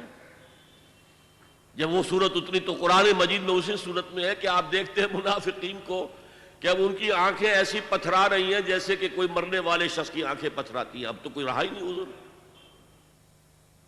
سورہ نساء میں بہت بحث ہے. پھر جہاد اور قتال سے بچنے والے وہ منافق ہیں. پھر جو ہجرت نہیں کرتے وہ منافق ہیں. مال و اولاد زیادہ پسند ہے، کیسے چھوڑ کر چلے جائیں. اہل و عیال زیادہ محبوب ہے، کیسے چھوڑ کر چلے جائیں. بہرحال سورہ نساء میں بڑی مفصل بحثیں. میں نے جو آیت تلاوت کی تھی، ان المنافقین فی الدرک الاسفل من النار، یہ منافق تو آگ کے سب سے نچلے طبقے میں ہوں گے. اللہ کا غضب اتنا کافروں پر نہیں بھڑکتا جتنا کہ منافقین پر بھڑکتا ہے، اور جتنا کہ ان مسلمانوں پر جو دعوے تو کرتے ہیں ایمان کے اور اللہ کی محبت اور رسول کے عشق کے اور عمل میں زیرو ہیں. لما تقولون ما لا تفعلون کبر مقتا عند اللہ ان تقولوا ما لا تفعلون. اگرچہ منافق نہیں ہے لیکن بے عملی، اللہ اور اس کے رسول کے احکام سے سرتابی. کہاں اللہ پر ایمان کا دعویٰ، رسول پر ایمان کا دعویٰ، اور کہاں یہ کہ ان کے احکام کو پاؤں تلے رون دینا. پھر یہ سورہ مائدہ میں بھی بحثیں آئی ہیں، لیکن یہ بحثیں سورہ نور میں بھی ہیں، سورہ احزاب میں بھی ہیں، لیکن کلائمیکس پر یہ مضمون آپ کو ملے گا بہت تفصیل سے یہ ملے گا سورہ توبہ میں. اس لیے کہ آخری امتحان جو ہوا تھا ان ایمان کے دعوے داروں کا وہ غزوہ تبوک کے وقت تھا، جسے کہا گیا تھا جیش العسرہ. قحط کا عالم تھا، اب فصل کھجور کی تیار تھی. اگر اب چلے جاتے ہیں تو کون اتارے گا؟ کھجور کی فصل عورتوں کا کام تو نہیں ہے کہ اتار سکیں. فصل جو ہے گل سڑ جائے گی درختوں کے اوپر ہی. تو گویا کہ قحط در قحط کا معاملہ ہوگا. پھر شدید گرمی ہے، طویل لمبا سفر ہے. تو اس میں ظاہر بات ہے کہ منافقین کا نفاق بالکل واضح ہو گیا. آ کر جھوٹی قسمیں کھائیں، اپنے آپ کو ایگزیپٹ کرایا. بعض مسلمانوں سے بھی کوتاہی ہو گئی. حضرت کعب ابن مالک اور دو ان کے ساتھی، بڑا مفصل ان کا معاملہ جو ہے قرآن مجید میں تو اجمالاً مذکور ہے، حدیث بخاری میں بڑی تفصیل سے انہوں نے صاحب جا کر اعتراف کر دیا، حضور زبان ہمارے پاس بھی ہے، جھوٹے قسمیں ہم بھی کھا سکتے ہیں، لیکن آج ہم آپ سے اجازت حاصل کر بھی لیں گے، آپ کو راضی کر بھی لیں گے، تو قیامت کے دن اللہ کے سامنے کیسے اپنے جھوٹ کو چھپائیں گے. لہذا مان لیا. انہیں سزا بھی دی گئی، 50 روز کا مقاطعہ، بائیکاٹ، کوئی ان سے بات نہ کرے، یہاں تک کہ ان کی بیویاں ان سے بات نہ کریں. بہرحال سورہ توبہ کے اندر پھر وہ آیت آئی ہے. یہ پروگنوسس کے اعتبار سے کر رہا ہوں. سورہ نساء میں ان المنافقین فی الدرک الاسفل من النار، اور سورہ توبہ میں سواء علیہم استغفرت لہم ام لم تستغفر لہم. اے نبی ان کے حق میں برابر ہے آپ ان کے لیے استغفار کریں یا نہ کریں. ان تستغفر لہم 70 مرۃ فلن یغفر اللہ لہم. اگر آپ ان کے لیے 70 مرتبہ بھی استغفار کریں گے تب بھی اللہ انہیں نہیں بخشے گا. یہ ہے پروگنوسس، یہ ہے اس کی ہلاکت خیزی. رسول کے استغفار سے محروم، اللہ کی رحمت سے محروم، فی الدرک الاسفل من النار، کافروں سے نیچے ہوں گے، جہنم کے نچلے ترین طبقے کے اندر ہوں. اور جیسا کہ میں نے کہا اس نفاق کا آغاز کیا ہے؟ جان پیاری ہے، مال پیارا ہے، گھر پیارا ہے، اولاد پیاری ہے، تو اللہ کی راہ میں کیسے نکلے؟ بس یہ سبب ہے. اسی میں قدم بقدم پیچھے ہٹے، اور جب پیچھے ہٹ رہے ہیں تو ایمان جو ہے جو تھا اپنے پاس، وہ جیسے برف کی ڈلی پگھلتی ہے، وہ پگھل رہا ہے. ہوتے ہوتے ایمان ختم ہو گیا، کفر کے دائرے میں داخل ہو گئے ہیں. لیکن اوپر ایک ونیئر ہے، ونیئر. آپ نے دیکھا ہوگا دیمک جب کسی کڑی کو یا شیطیر کو کھاتی ہے تو بڑا سمجھدار جانور ہے، چھوٹا سا کیڑا، اوپر جو ہے ایک ونیئر چھوڑتا جاتا ہے تاکہ نیچے والوں کو پتہ ہی نہ چلے کہ یہ تو کھائی گئی، یہ شیطان تو کھایا گیا۔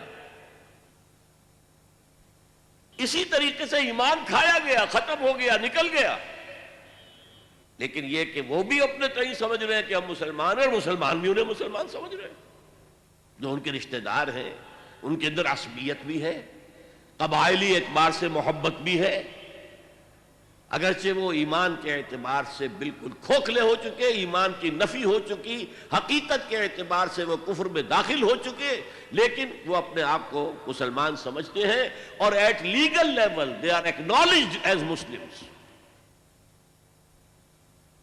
چنانچہ جو رئیس المنافقین تھا عبداللہ ابن ابی، وہ پہلی صف میں ہوتا تھا نماز میں، اور اپنی چودراہٹ کے اظہار کے لیے کہ میں بڑا آدمی ہوں اس معاشرے کا، بڑا چودھری ہوں، جب حضور خطبہ دینے کھڑے ہوتے تھے پہلے وہ کھڑا ہوتا تھا، دیکھو لوگوں یہ اللہ کے رسول ہیں، ان کی بات توجہ سے سنو، حالانکہ وہ ہرگز اللہ کا رسول نہیں مانتا تھا حضور۔ تو اب میں یہ چاہتا ہوں کہ ہمارے لیے خوش قسمتی سے اللہ تعالیٰ نے یہ جو 10 مدنی صورتیں ہیں، سورہ حدید سے شروع ہوتی ہیں، سورہ تحریم پر ختم ہوتی ہیں، صرف سورہ حدید 4 رکوعوں پر ہے، کہ سورہ مجادلہ، سورہ حشر 3 رکوع، باقی سب 2 رکوع ہیں، چھوٹی چھوٹی صورتیں، لیکن وہ جو مضمون بہت بڑا ہے مکی صورتوں میں، حقیقت ایمان، وہ سورہ تغابن کی 18 آیتوں میں بیان کر دیا گیا، خلاصہ نکال دیا گیا۔ آخر طالب علم ہر قسم کے ہوتے ہیں نا، ایک طالب علم وہ بھی ہوتے ہیں جو اصل نصاب کی کتاب کو خوب پڑھتے ہیں، دل لگا کر پڑھتے ہیں، اور ایک وہ بھی ہے جنہیں خلاصے چاہیے، خلاصے اور گائیڈز کی مدد سے امتحان پاس کر گئے، تو ان کا بھی لحاظ رکھا ہے۔ اگر پوری لمبی بحثیں نہیں کر سکتے تو لو سورہ تغابن میں سمجھ لو ایمان کیا ہے، اور ایمان کے ثمرات کیا ہیں، نتائج کیا ہیں، تقاضے کیا ہیں، مطالبے کیا ہیں۔ اسی طریقے سے منافقین کی بحث، نفاق کی بحث تفصیل سے تو ہے سورہ نساء میں، سورہ توبہ میں، لیکن یہ کل 11 آیتیں ہیں، اس میں اس کا ایسا حکیمانہ انداز میں بیان ہوا ہے۔ آج میں ان آیات کا اب درس دے رہا ہوں لفظ بلفظ، تاکہ یہ نفاق کی حقیقت قرآن مجید کی ان 11 آیات کے حوالے سے آپ کے ذہن نشین ہو جائے، مینٹل ایسوسیشنز قائم ہو جائیں آیات کے الفاظ کے ساتھ آپ کے ذہن میں۔ دیکھیے بات شروع کہاں سے ہوئی؟ اذا جاءک المنافقون قالوا نشہد انک لرسول اللہ۔ اے نبی، جب یہ منافق آپ کے پاس آتے ہیں اور کہتے ہیں کہ ہم گواہی دیتے ہیں کہ آپ اللہ کے رسول ہیں، ظاہر بات ہے مسلمان ہونے کے لیے اب چونکہ انہیں شک ہوتا تھا، ہمارے ایمان پر تو شک کیا جا رہا ہے، ہم جھوٹی قسمیں کھاتے ہیں تو لوگ زیر لب مسکراتے رہتے ہیں کہ یہ پھر جھوٹی قسم کھا رہا ہے۔ نہیں حضور، ہم آپ پر ایمان رکھتے ہیں، حضور بالکل کوئی شک نہ کیجئے، حضور ہمارے بارے میں کسی اشتباہ میں مبتلا نہ ہو، نشہد انک لرسول اللہ، ہم تو گواہی دیتے ہیں کہ آپ اللہ کے رسول ہیں۔ اور ذرا دیکھیے یہاں تبصرہ کیا ہے، واللہ یعلم انک لرسولہ۔ میں اس کا ترجمہ ذرا مختلف انداز میں کرتا ہوں، اللہ سے بڑھ کر کس کو معلوم ہے کہ آپ اللہ کے رسول ہیں؟ اللہ کو خوب معلوم ہے کہ آپ اللہ کے رسول ہیں، اور اللہ سے بڑھ کر کس کو معلوم ہے کہ آپ اللہ کے رسول ہیں؟ واللہ یشہد ان المنافقین لکاذبون، لیکن اللہ گواہی دیتا ہے یہ منافق جھوٹے ہیں۔ بظاہر تو یہ جھوٹ نہیں ہے، انک لرسول اللہ، آپ اللہ کے رسول ہیں، تو سچائی ہے، لیکن وہ دل سے نہیں کہہ رہے ہیں، یہ صرف ظاہری بات ہے، یہ ان کا قول ہے، اس پر ایمان اور یقین حاصل نہیں ہے۔ واللہ یشہد ان المنافقین لکاذبون، جھوٹے ہیں۔ اب میں نے عرض کیا تھا کہ نفاق کی پہلی منزل جھوٹ ہے، اب اس کے بعد مسئلہ آیا، جب میں نے عرض کیا تھا کہ جب دیکھا لوگوں نے تو یہ تو ہر وقت بہانے بناتے، تب قسمیں کھا کر اتخذوا ایمانہم جنتا فصدوا عن سبیل اللہ، انہوں نے اپنی قسموں کو ڈھال بنا لیا ہے، کیونکہ اعتراض نہ کر سکے۔ خدا کی قسم، واللہ واللہ واللہ میری یہ مجبوری ہے، میری بیوی بیمار پڑی ہے، کوئی دیکھ بھال کرنے والا نہیں ہے، کیا پتا اس کا انتقال ہو جائے، اور میں اب نکل جاؤں اللہ کی راہ میں، کون اس کا پرسان حال ہوگا؟ تو قسموں کو انہوں نے ڈھال بنا لیا۔ اب کیا کہیں ایک شریف اور بامروت انسان، کیا کہ تم جھوٹ بول رہے ہو، جھوٹ قسم کھا رہے ہو؟ اچھا بھائی جیسا تم کہہ رہے ہو ٹھیک ہے۔ تو انہوں نے گویا کہ جو تقاضا تھا اللہ کی راہ کا، جو اللہ کی راہ میں نکلو، انفاق کرو، خرچ کرو اور اللہ کی راہ میں جان ہتھیلی پر رکھ کر نکل آؤ، تو اس سے روکا اپنے آپ کو، جیسے تلوار کے وار سے آپ ڈھال کے ذریعے روکتے ہیں، اپنے آپ کو بچاتے ہیں۔ اتخذوا ایمانہم، یمین قسم، انہوں نے اپنی قسموں کو ڈھال بنا لیا ہے۔ فصدوا عن سبیل اللہ، ترجمہ بہت ٹھیک کیا گیا تھا۔ صدہ یا سدو کے دو معنی ہیں، خود بھی رک جانا، دوسروں کو بھی روکنا۔ اللہ کے راستے سے خود بھی رک گئے، دوسروں کو بھی روکتے ہیں۔ ان سے بھی کہتے تھے بھائی تمہاری مت ماری گئی ہے، قالوا لا تنفروا فی الحر، اس گرمی میں نکل رہے ہو، شام کا سفر کرنا ہے، تبوک جانا، حضور نے اعلان کر دیا تھا۔ عام اپنے غزوات کے جو آپ کی عام عادت تھی اس کے برعکس عام طور پہ یہ تھا کہ آپ چھپاتے تھے کہ کہاں جانا ہے۔ جیسے کہ ایک حدیث بھی ہے، استعینوا علی حوائجکم بالکتمان، اپنی ضرورتوں پر جو ہے پردہ ڈال کر، چھپا کر اللہ کی مدد حاصل کرو۔ لیکن یہاں آپ نے ڈکلیئر کر دیا تھا تبوک جانا ہے اور سلطنت روما سے ٹکراؤ ہے۔ ابھی تک تو عرب کی انٹرنل فائٹنگ تھی، اب ایک اسٹیبلشڈ ایمپائر جس کی فوجیں رومن لیجنز ہسٹری میں مشہور، غرق آہن، لاکھوں کی فوجیں، تو وہ کیا سوچتے تھے؟ معاذ اللہ ان کا دماغ خراب ہو گیا ہے، غر ہؤلاء دینہم، ان کے دین نے انہیں دھوکے میں ڈال دیا ہے۔ کہاں جا رہے ہیں؟ سلطنت روما کو چیلنج کرنے جا رہے ہیں۔ تو وہ دوسروں کو بھی روکتے تھے، مت جاؤ۔ فرمایا وہ خود بھی رکے اللہ کے راستے سے اور دوسروں کو بھی روکنے کی کوشش کی۔ انہم ساء ما کانوا یعملون، یقیناً بہت ہی برا کام ہے جو وہ کر رہے تھے۔ اب آئی ہے بہت مرکزی آیت جس سے کہ بات واضح ہو جائے گی، ایک شعوری نفاق، ایک غیر شعوری نفاق۔ ذالک بانہم آمنوا، یہ اس لیے کہ ایمان تو وہ لائے تھے، قرآن تسلیم کر رہا ہے ایمان لائے تھے، اور اس وقت کوئی دھوکے کا ارادہ نہیں تھا۔ یہ تو جب امتحان آ گیا، آزمائش آ گئی، جان و مال کے مطالبے آ گئے، تب پیچھے قدم ہٹنا شروع ہوا ہے، پسپائی شروع ہوئی ہے، اور رفتہ رفتہ پیچھے ہٹ کر سٹیج 1، سٹیج 2 اور سٹیج 3 تک جا پہنچے۔ گویا کہ سٹیج 3 تو کفر ہے، کھلا کفر ہے، اللہ کے رسول سے دشمنی اور اہل ایمان سے دشمنی۔ ذالک بانہم آمنوا ثم کفروا، وہ ایمان لائے تھے پھر انہوں نے کفر کیا ہے، لیکن یہ کفر پوشیدہ ہے، کھلم کھلا نہیں کہا۔ ان یہودیوں کی طرح جو صبح ایمان لائے تھے اور شام کو اعلان کر دیا جی ہم نے دیکھ لیا سب کچھ، ہم تو واپس جا رہے ہیں، مرتد ہو رہے ہیں، نہیں، یہ اسلام کے اندر رہے، قانونی طور پر اندر ہے، اس شہتیر کی طرح جو اندر سے کھوکھلا ہو چکا ہے، اوپر سے ایک ونیئر ہے کہ دیکھنے والوں کو نظر نہیں آ رہا، وہ تو جب ایک دم گرے گا تو پتہ چلے گا یہ تو کھایا گیا تھا، ہمیں پتہ ہی نہیں چلا۔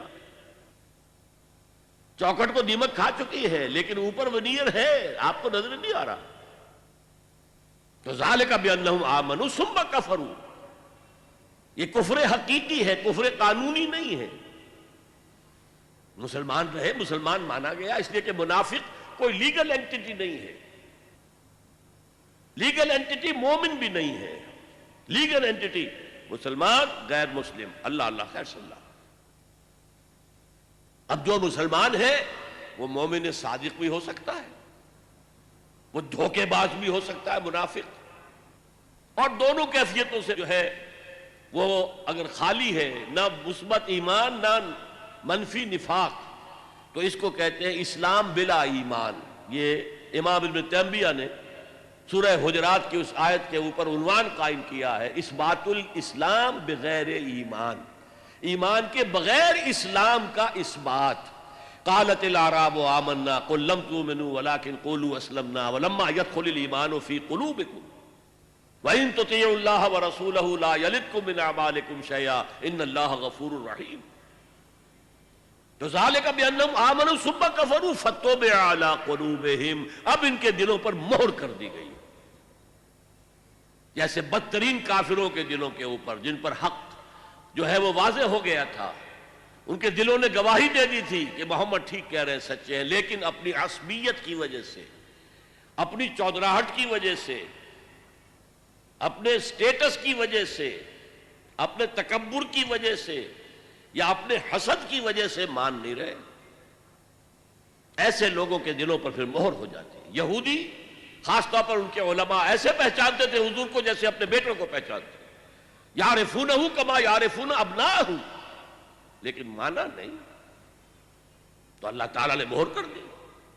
فَطُبِعَ عَلَىٰ قُلُوبِهِمْ فَهُمْ لَا يَفْقَهُونَ، اب انہیں صحیح تفقہ، صحیح فہم حاصل ہی نہیں، کیا نفع میں ہے کیا نقصان کا سودا انہیں پتہ ہی نہیں، ان کی مت ماری گئی ہے۔ وَإِذَا رَأَيْتَهُمْ تُعْجِبُكَ أَجْسَامُهُمْ، اور اے نبی جب آپ انہیں دیکھتے ہیں تو آپ کو ان کے جسم بڑے بھلے لگتے ہیں، بڑے توانا، اس لیے کہ سارا ان کا معاملہ دنیا سے متعلق ہے، خوب اچھا کماتے ہیں، کھاتے ہیں، پیتے ہیں، تو جس کو کہتے ہیں فرما خامخواہ معتبر، ذرا شخصیت ایسی ہو تو ظاہر بات ہے کہ مجلس میں جب آتا ہے تو سب کی نگاہیں اٹھتی ہیں، یہ کون آیا ہے۔ حضور بھی ان کی طرف نگاہ کرتے تھے، ان کے پاس وسائل ہیں، یہ امیر لوگ ہیں، کتنے ہی غریب آئے ہیں غزوہ تبوک میں کہ حضور ہم حاضر ہیں جان کے ساتھ، ہمارے پاس مال نہیں ہے، سواری نہیں ہے، آپ اگر ہمارے لیے سواری کا بندوبست کر دیں ہم حاضر ہیں، جان و مال سے حاضر۔ اور حضور نے جب کہا کہ میرے پاس بھی کوئی سواری کا بندوبست نہیں، تو وہ جاتے تھے اور ان کے آنکھوں سے آنسو رواں ہوتے تھے، اللہ یجدون ما ینفقون، کہ اب ان کے پاس ہے ہی کچھ نہیں، خرچ کیا کریں، کیسے جائیں۔ ایک وہ تھے، اب یہ اغنیاء ہے، یہ دولت مند ہے، یہ چودھری لوگ ہیں، لہذا حضور ان کی طرف توجہ فرماتے تھے۔ وَإِذَا رَأَيْتَهُمْ تُعْجِبُكَ أَجْسَامُهُمْ، ان کے جسم جو ہے وہ آپ کو بڑے اچھے لگتے ہیں۔ وَإِن يَقُولُوا تَسْمَعْ لِقَوْلِهِمْ، جیسے میں نے کہا نا معتبر آدمی معلوم ہوتا ہے، جب وہ کچھ کہتے ہیں تو آپ بڑی توجہ سے سنتے ہیں۔ تَسْمَعْ لِقَوْلِهِمْ، یہ کیا کہہ رہے ہیں، کیا ان کی رائے ہے۔ كَأَنَّهُمْ خُشُبٌ مُّسَنَّدَةٌ، اے نبی ان کی اصل حقیقت ہے ان سوکھی لکڑیوں کی جو سہارے سے کھڑی کر دی جائیں، لکڑی کے کندھے جو خود نہیں کھڑے ہو سکتے، اسے سہارا چاہیے۔ ایک درخت ہے جو خود کھڑا ہے، اور ایک وہ سوکھی لکڑی کے کندھے ہیں، وہ تو خود کھڑے نہیں رہ سکتے۔ كَأَنَّهُمْ خُشُبٌ مُّسَنَّدَةٌ يَحْسَبُونَ كُلَّ صَيْحَةٍ عَلَيْهِمْ، ان کی جان ہر وقت نرستی رہتی ہے، وہ کوئی بھی آواز ہوتی ہے، کوئی بھی شور آتا ہے، وہ سمجھتے ہیں آئی مصیبت ہماری، یقیناً کوئی حملہ ہونے والا ہے یا حملہ ہو گیا ہے، لہذا اب پھر مصیبت آئے گی ہماری۔ کہا جائے گا آؤ دفاع کرو، اب ادفعوا قاتلوا فی سبیل اللہ، اب ادفعوا، اللہ کی راہ میں جنگ کرو یا کم سے کم دفاع تو کرو، تو ان کی جانوں پر بن جاتی ہے۔ ہم العدو فاحذرہم، اے نبی یہی دشمن ہے، اصل دشمن یہ ہے، مارے آستین یہ ہے، یہ آستین کے چھپا ہوا سانپ ہے جو اندر سے ڈسے گا۔ فاحذرہم، آپ ان سے بچ کر رہیے۔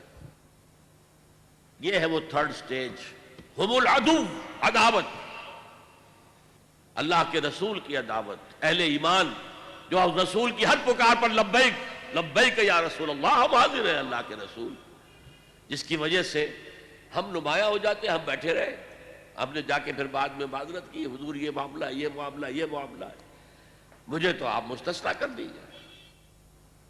قاتلہم اللہ، اللہ انہیں ہلاک کرے، برباد کرے۔ انا یوفکون، یہ کہاں سے الٹے پاؤں پھرے جا رہے ہیں، ان کی بدبختی تو ملاحظہ ہو، قسمت کی خوبی دیکھیے، ٹوٹی کہاں کمند، دو چار ہاتھ جب کہ لبے بام رہ گیا، ایمان کی توفیق ملی، گمراہیوں سے نکلے، محمد کی صحبت سے فیضیاب ہوئے صلی اللہ علیہ وسلم، اور اب کہاں جا رہے ہیں، کس انجام کی طرف جا رہے ہیں۔ قاتلہم اللہ انا یوفکون، اب ان کے تکبر کا نقشہ، وَإِذَا قِيلَ لَهُمْ تَعَالَوْا يَسْتَغْفِرْ لَكُمْ رَسُولُ اللَّهِ، جب ان سے کہا جاتا ہے بھئی آؤ اللہ کے رسول کے پاس آؤ، اپنی غلطی کے اوپر اعتراف کر لو، اس کو مان لو، اللہ کے رسول بھی تمہارے لیے استغفار کریں گے، اللہ بخش دے گا۔ جب ان سے کہا جاتا ہے وَإِذَا قِيلَ لَهُمْ تعالوا آؤ یستغفر لکم رسول اللہ، اللہ کے رسول تمہارے لیے استغفار کریں گے، لووا رؤوسہم، وہ اپنے سروں کو مٹکاتے ہیں، ہاں ہاں جی ہاں ہاں ہاں آئیں گے، آ جائیں گے، ورأیتہم یصدون، تم دیکھتے ہو وہ رکتے ہیں، نہیں آنا چاہتے، وہم مستکبرون، اور ان کا یہ پیچھے رکنا استکبار کی وجہ سے، تکبر کی وجہ سے۔ ہم کیوں جا کر محمد سے معافی مانگے صلی اللہ علیہ وسلم؟ سواء علیہم استغفرت لہم ام لم تستغفر لہم، ان کے حق میں برابر ہے، خواہ آپ استغفار کریں ان کے لیے، خواہ نہ کریں، لن یغفر اللہ لہم، اللہ ہرگز انہیں معاف نہیں کرے گا۔ یہ آیت اس سے شدید تر کیفیت کے ساتھ سورہ توبہ میں آ چکی ہے، جو میں آپ کو سنا چکا۔ استغفر لہم او لا تستغفر لکم ان تستغفر لہم 70 مرۃ فلن یغفر اللہ لہم، اے نبی آپ ان کے حق میں استغفار کریں یا نہ کریں، اگر آپ 70 مرتبہ استغفار کریں گے تب بھی اللہ انہیں معاف نہیں کرے گا۔ ان اللہ لا یہدی القوم الفاسقین، یقیناً اللہ ایسے فاسقوں کو، ایسے ناہنجاروں کو زبردستی ہدایت نہیں دیتا، اللہ کا قاعدہ یہ نہیں ہے، جو چاہے ہدایت پر آئے، فمن شاء فلیؤمن ومن شاء فلیکفر، ہم نے تو لوگوں کو اختیار دے رکھا ہے، جو چاہے وہ ایمان لائے، جو چاہے کفر کی روش اختیار کرے، جو چاہے نفاق کا راستہ اختیار کر لے، ہماری طرف سے فری چوائس ہے۔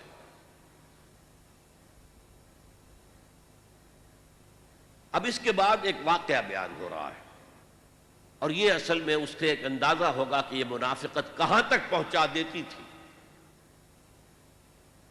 حضور غزوہ بنی المستلق سے واپس تشریف لا رہے تھے، اسی سفر میں وہ واقعہ پیش آیا کہ حضرت عائشہ کا ہار گر گیا، اس کو تلاش کرنے کے لیے آپ دوبارہ گئیں، رفع حاجت کے لیے گئی تھی، وہاں کہیں گر گیا، تلاش کرنے کے لیے گئی تو قافلہ چل پڑا۔ وہ ایک لمبا واقعہ ہے جس پر کہ عبداللہ ابن ابی نے شور مچا دیا، تہمت لگائی زنا کی۔ اسی سفر میں ایک واقعہ یہ پیش آ گیا، ایک جگہ پڑاؤ تھا، پاس کنواں تھا، وہاں سے پانی کھینچ رہے تھے، حضرت عمر کے غلام تھے جہجہ، ان کے اور ایک انصاری صحابی کے درمیان کچھ تو میں ہو گئی۔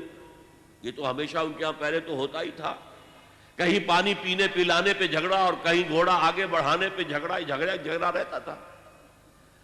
وہ کوئی پرانی عادت عود کر آئی، جھگڑا ہو گیا۔ اب جہجہ نے دہائی دی مہاجرین، وہ کچھ لوگ آ گئے، ادھر سے اس انصاری نے انصار کو بلایا، یا معاشر انصار، ایک گروہ ادھر ایک گروہ ادھر، اور اندیشہ تھا کہ کہیں خانہ جنگی نہ ہو جائے۔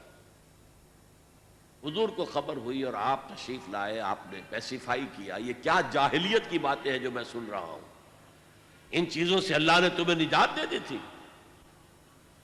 وَاذْكُرُوا نِعْمَةَ اللَّهِ عَلَيْكُمْ إِذْ كُنْتُمْ أَعْدَاءً فَأَلَّفَ بَيْنَ قُلُوبِكُمْ فَأَصْبَحْتُمْ بِنِعْمَتِهِ إِخْوَانًا، اب اس کے بعد تم لوٹ رہے ہو جاہلیت کی طرف۔ خیر وہ حضور تو اس قصے کو فروغ کر کے وہاں سے تشریف لے گئے جہاں بھی آپ کا قیام تھا۔ اب اس عبداللہ ابن ابی رئیس المنافقین نے وہاں پر بکواس کرنی شروع کی۔ ایک تو یہ کہا انصار سے، دیکھو تمہارے ٹکڑوں پر پلے ہیں یہ، ان کی مثال ایسی ہے سمن کلبک یاکلک، کہ اپنے کتے کو کھلا پلا کے موٹا کرو تمہیں کو کاٹے گا۔ آج یہ تمہارے برابر کے ہو گئے، یہ تو لٹے پٹے آئے تھے، بھوکے ننگے آئے تھے، تم نے ان کی آؤ بھگت کی، تم نے ان کو ویلکم کہا، تم نے گھر تقسیم کر دیے، تم نے دکانیں تقسیم کر دی، اب ان پر خرچ کرنا بند کر دو۔ یہ سب دودھ پینے والے مجنو ہیں، جب انہیں کچھ نہیں ملے گا منتشر ہو جائیں گے، لَلْفَضُّ مِنْ حَوْلِكَ۔ ایک تو یہ بات کہی۔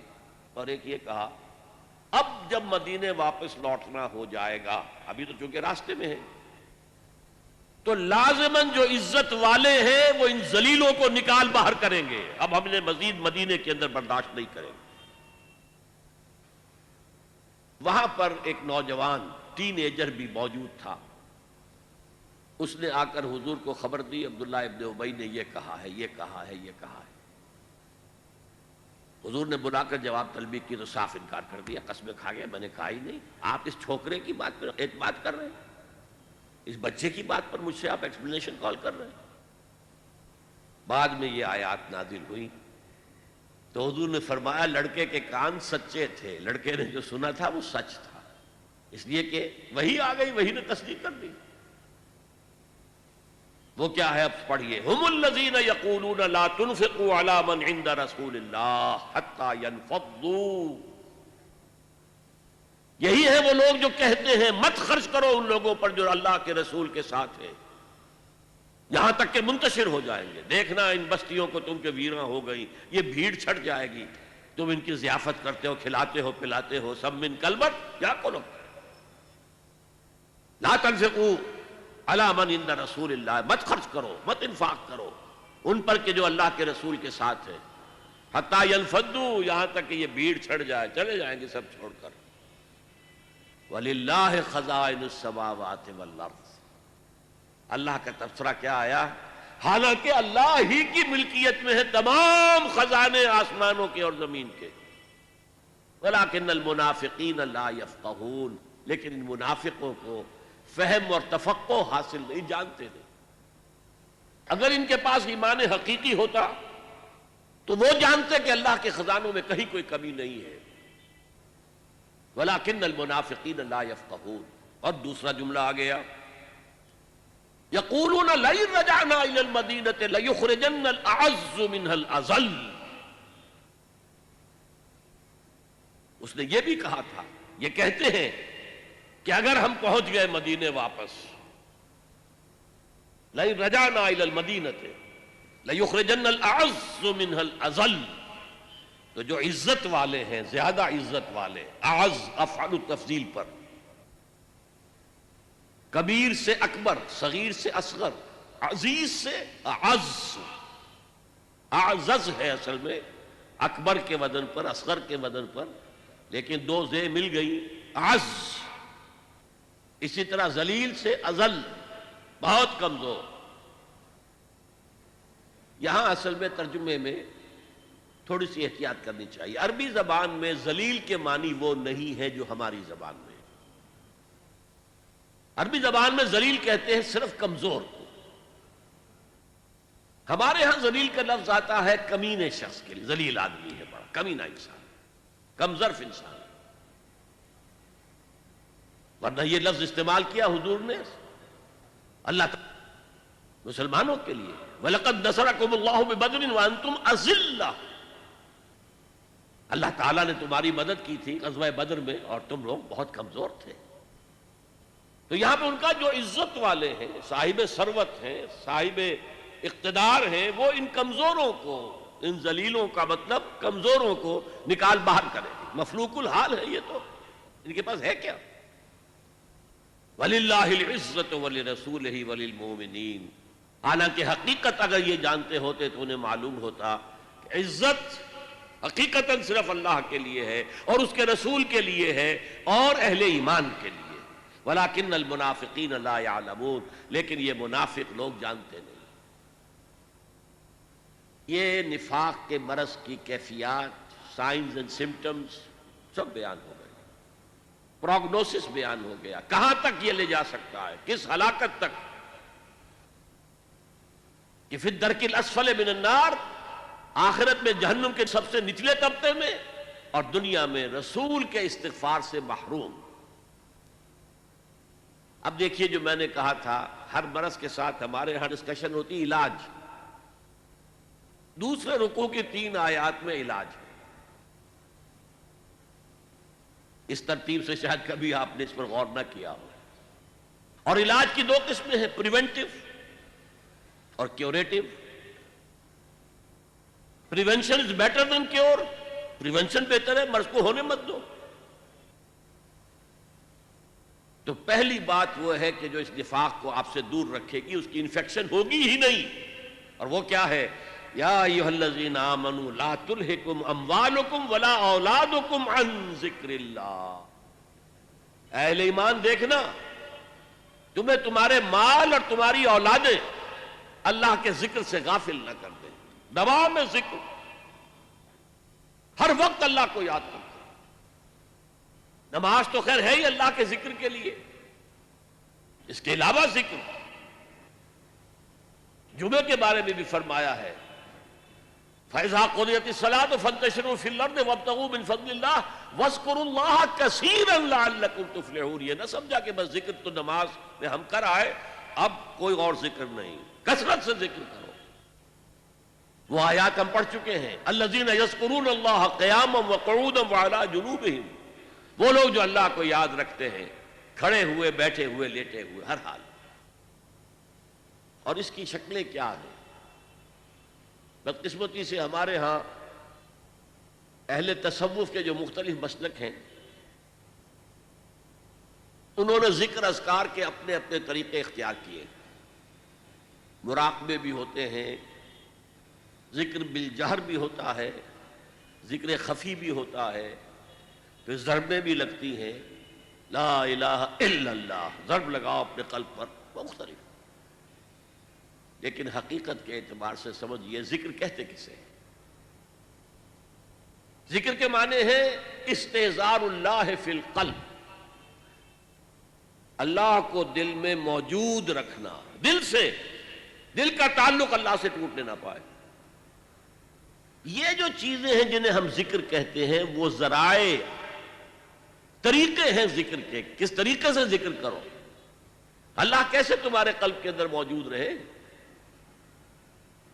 نمبر 1، الذکر، الذکر، دی ریممبرنس از قرآن،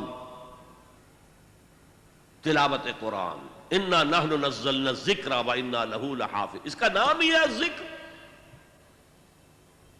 ہم ہی نے اس الذکر کو نازل کیا ہے اور ہم ہی اس کے محافظ ہیں۔ الذکر، قرآن مجسم ذکر ہے، سراپا ذکر ہے، مؤثر ترین ذکر ہے، الذکر ہے۔ نمبر 2، اقیم الصلاۃ لذکری، میری یاد کے لیے نماز قائم کرو۔ 5 دفعہ اپنے معمولات سے نکلو، صبح بستر سے اٹھو فجر کے وقت اور اللہ کو یاد کرو، مجھے یاد کرو۔ اور یہ نماز ہے، یہ ایک طرح کا جامع ذکر ہے۔ آپ زبان سے بھی ذکر کر رہے ہیں، سورہ فاتحہ پڑھ رہے ہیں، آپ قرآن مجید کا بھی کچھ حصہ پڑھ رہے ہیں یا سن رہے ہیں فجر کی نماز میں، جسے کہا ہی گیا ہے قرآن الفجر، اقم الصلاۃ لدلوک الشمس الی غسق اللیل وقرآن الفجر۔ نماز کو قائم رکھا کرو سورج کے ذرا ڈھلنے سے لے کر رات کے تاریک ہو جانے تک، اور خاص صبح کے وقت قرآن کا پڑھنا، یعنی فجر کی نماز میں طویل قرات ہونی چاہیے، طویل قرات۔ کم سے کم حضور کا جو معمول سامنے آتا ہے وہ 5 رکوع، 3 رکوع پہلی رکعت میں، 2 دوسری میں۔ جمعے کے روز سورہ سجدہ، الف لام میم السجدہ، سورہ سجدہ 3 رکوع پہلی رکعت میں، اور سورۃ الدہر 2 رکوع دوسری سورت میں۔ باقی نمازوں میں، مغرب میں، عشاء میں آپ کم پڑھیں۔ اور حکمت کیا رکھی ہے؟ سورج کے ڈھلکنے کے بعد سے لے کر یہ رات تک تو گویا کہ نماز ہی ہے، نماز ہی ہے۔ آپ نکلے، آئے پھر گئے۔ سردیوں میں تو معلوم ہوتا ہے کہ بس پھیرا لگ رہا ہے، ظہر پڑھ کر تھوڑا سا وقت گزرا، عصر آ گئی، عصر پڑھ کر تھوڑا سا وقت گزرا، مغرب آ گئی، پھر تھوڑی دیر کے بعد عشاء آ گئی۔ اقم الصلاۃ لدلوک الشمس الی غسق اللیل وقرآن الفجر۔ لیکن یہ کس لیے ہے؟ اقیم الصلاۃ لذکری۔ اس میں عرض کر رہا تھا جامع ہے، زبان بھی ذکر کر رہی ہے، اللہ اکبر، سبحان ربی العظیم، سبحان ربی الاعلی، اور جسم بھی ذکر کر رہا ہے۔ آپ کھڑے ہیں جھک کر قنوت، پھر آپ رکوع میں گئے ہیں، آپ کے ذکر کے ساتھ آپ کا جسم بھی اللہ کے سامنے جھک رہا ہے، پھر اس کی فائنل شکل سجدہ۔ اور حضور نے فرمایا ہے اقرب ما یکون العبد الی اللہ فی السجود، انسان قریب ترین جو اللہ سے ہوتا ہے وہ سجدے کی حالت میں ہوتا ہے، کیونکہ انسان میں اصل چیز کیا؟ تکبر۔ اور سجدہ کیا ہے؟ پیشانی آپ نے زمین پر ٹکا دی تو تکبر کی نفی ہو گئی، اگر ہمیں کوئی احساس ہو۔ اور حضور فرماتے ہیں کہ جب سجدہ کرو تو یوں محسوس کرو کہ تم نے اللہ کے قدموں میں اپنا سر رکھ دیا ہے۔ اور حفیظ جالندری کا ایک بڑا پیارا شعر ہے، سرکشی نے کر دیے دھندلے نقوش بندگی، ہمارے ماتھے پر بندگی کے آثار اور نشان ہونے چاہیے تھے، سرکشی، یہ بغاوت، تکبر نے دھندلے کر دیے ہیں۔ سرکشی نے کر دیے دھندلے نقوش بندگی، آؤ سجدے میں گریں لوح جبی تازہ کریں، یہ ماتھے پر بندگی کا نشان تازہ ہو گیا۔ تو پہلے الذکر قرآن، جسمانی اور زبانی ذکر جمع ہو گیا نماز میں، اور تیسرا ذکر جسے کہا جائے گا ذکر دوام، وہ ادعیہ اور اذکار مسنونہ ہے۔ رات کو سوئیں تو یہ دعا مانگے، بسمک اموت واحیا، صبح آنکھ کھلتے ہی کہیں الحمدللہ الذی احیانی بعدما اماتنی والیہ النشور۔ آپ ٹوائلٹ میں جا رہے ہیں، باتھ روم میں جا رہے ہیں، دعا مانگیے، اللہم انی اعوذ بک من الخبث والخبائث۔ باہر نکل رہے ہیں، دعا مانگیے غفرانک۔ اور یہ بھی ہے کہ الحمدللہ الذی اذھب عنی الاذی وعافانی، اس اللہ کا شکر ہے جس نے مجھ سے اذیت بخش چیزوں کو دور کر دیا۔ آپ کی رفع حاجت ہو گئی، آپ کا فضلہ جو ہے خارج ہو گیا، یہ جسم میں رہتا، قبض ہوتا، 100 طرح کی بیماریاں پیدا کرتا۔ الحمدللہ الذی اذھب عنی الاذی، مجھ سے تکلیف دہ چیز دور کر دی، وعافانی، مجھے عافیت بخشی۔ گھر سے نکل رہے ہیں مسجد کے لیے تو دعا ہے، مسجد میں داخل ہو رہے ہیں تب دعا ہے، مسجد کے اندر تو ہے ہی دعا نماز، باہر نکل رہے ہیں پھر دعا ہے، گھر میں داخل ہو رہے ہیں پھر دعا ہے، بازار میں جا رہے ہیں تو دعا ہے، بازار سے واپس آئے ہیں تو دعا ہے، سفر پر جا رہے ہیں تو دعا ہے، واپس آئے ہیں تو دعا ہے، آئینہ دیکھا ہے تو دعا ہے، زندگی کے ہر عمل کے ساتھ یہ دوام ذکر ہے، دوام ذکر، اور اس میں کوئی وقت نہیں لگتا آپ کا۔ اور دو نسبتیں قائم ہو گئیں، دعا اللہ سے کی جا رہی ہے، اللہ کا ذکر ہو گیا، اللہ سے تعلق قائم ہو گیا۔ اور چونکہ یہ مسنون دعائیں ہیں، حضور دعائیں مانگتے تھے، تو ہمارا تعلق محمد الرسول اللہ کے ساتھ قائم ہو گیا، دو نسبتیں قائم ہو گئی، وقت کیا لگا؟ گھر داخل ہوتے آئبون تائبون لربنا حامدون، یہ اگر آپ نے کہہ دیا کون سا وقت لگا؟ یہ تیسرا ہے ذکر کا سب سے بڑا طریقہ۔ چوتھا ذکر پھر ہو سکتا ہے کہ کوئی مرشد ہو، اور مرشد کون ہوتا ہے؟ جو انسان کی نفسیاتی بیماریوں سے واقف ہو جاتا ہے، روحانی بیماریوں کو جانتا ہے۔ جیسے آپ کسی ڈاکٹر کے پاس جاتے ہیں، طبیب کے پاس، وہ آپ کی تشخیص کرتا ہے، آپ کا کون سا عضو جو ہے اس میں خرابی آئی ہے۔ اسی طرح ایک ماہر روحانی یا نفسیاتی معالج جو ہے وہ سوچے گا اور دیکھے گا کہ آپ کا مرض کیا ہے، آپ میں حب دولت زیادہ ہے، اس کی فرسٹریشن ہے، یا حب شہرت تھی اور وہ نہیں مل رہی ہے تو فرسٹریشن ہے، کیا چیز ہے آپ کی، اور اس کے حوالے سے ذکر تجویز کرے گا، تم فلاں آیت جو ہے وہ پڑھتے رہا کرو۔ یہ ہے پی پی، جیسے ہر مریض کی تشخیص علیحدہ ہے، اس کا ذکر علیحدہ ہے۔ ایک ماہر امراض روحانی سجسٹ کرے۔ اب اس کو پھر ہمارے صوفیہ نے باقاعدہ نظام بنا دیا ہے، یہ اس مسلک کا طریقہ ذکر ہے، یہ اس کا، ان کے لیے کوئی ثبوت نہیں، نہ قرآن سے نہ حدیث سے۔ تو فرمایا یا ایھا الذین آمنوا لا تلھکم اموالکم ولا اولادکم عن ذکر اللہ، اہل ایمان دیکھنا غافل نہ کرنے پائیں تمہیں تمہاری اموال اور تمہاری اولاد اللہ کے ذکر سے. دوا میں ذکر ہے تو نفاق قریب نہیں آئے گا. آپ کو معلوم ہے نا کہ جسم کمزور ہو جاتا ہے، جسم کا دفاعی نظام جو ہے کمزور ہو جاتا ہے، تب بیکٹیریا آپ پر حملہ آور ہو سکتے ہیں. ورنہ ریزسٹنس ہے اندر تو چاہے بیکٹیریا کتنے ہی ہوں آپ پر حملہ آور نہیں ہو سکتے. یہ HIV جو چل رہا ہے وہ ڈیفنس میکینزم ختم ہو جاتا ہے. ایڈز میں ہوتا کیا ہے؟ ریزسٹنس جو نیچرل نظام اللہ نے بنا رکھا ہے بیماریوں کے خلاف، خاص طور پر جراثیمی بیماریاں، ان کے خلاف جو ڈیفنس میکینزم ہے وہ شیٹر ہو جاتا ہے. تو اصل میں یہ ڈیفنس ہے، دوا میں ذکر، یہ پریونٹیو ہے. اس سے آپ کے قریب جو ہے نفاق نہیں آ سکے گا. وَمَن يَفْعَلْ ذَلِكَ، اور جس نے یہ کیا کہ مال اور اولاد کی محبت میں منہمک ہو گیا، ذکر الہی سے غافل ہو گیا، فَأُولَٰئِكَ هُمُ الْخَاسِرُونَ، تو وہی ہیں جو خسارے میں رہیں گے، گھاٹے میں رہیں گے، ٹوٹے میں رہیں گے، نقصان میں رہیں گے. اس لیے کہ اگر دل غافل ہوا تو پھر نفاق ڈیرا ڈال لے گا. حضور فرماتے ہیں کہ جب انسان غافل ہوتا ہے تو شیطان اپنی تھوتنی، یہ تھوتنی جو ہے سور کے منہ کو کہتے ہیں تھوتنی، تو شیطان اپنی تھوتنی جو ہے وہ انسان کے دل پر لگا دیتا ہے اور پھونکے مارتا ہے.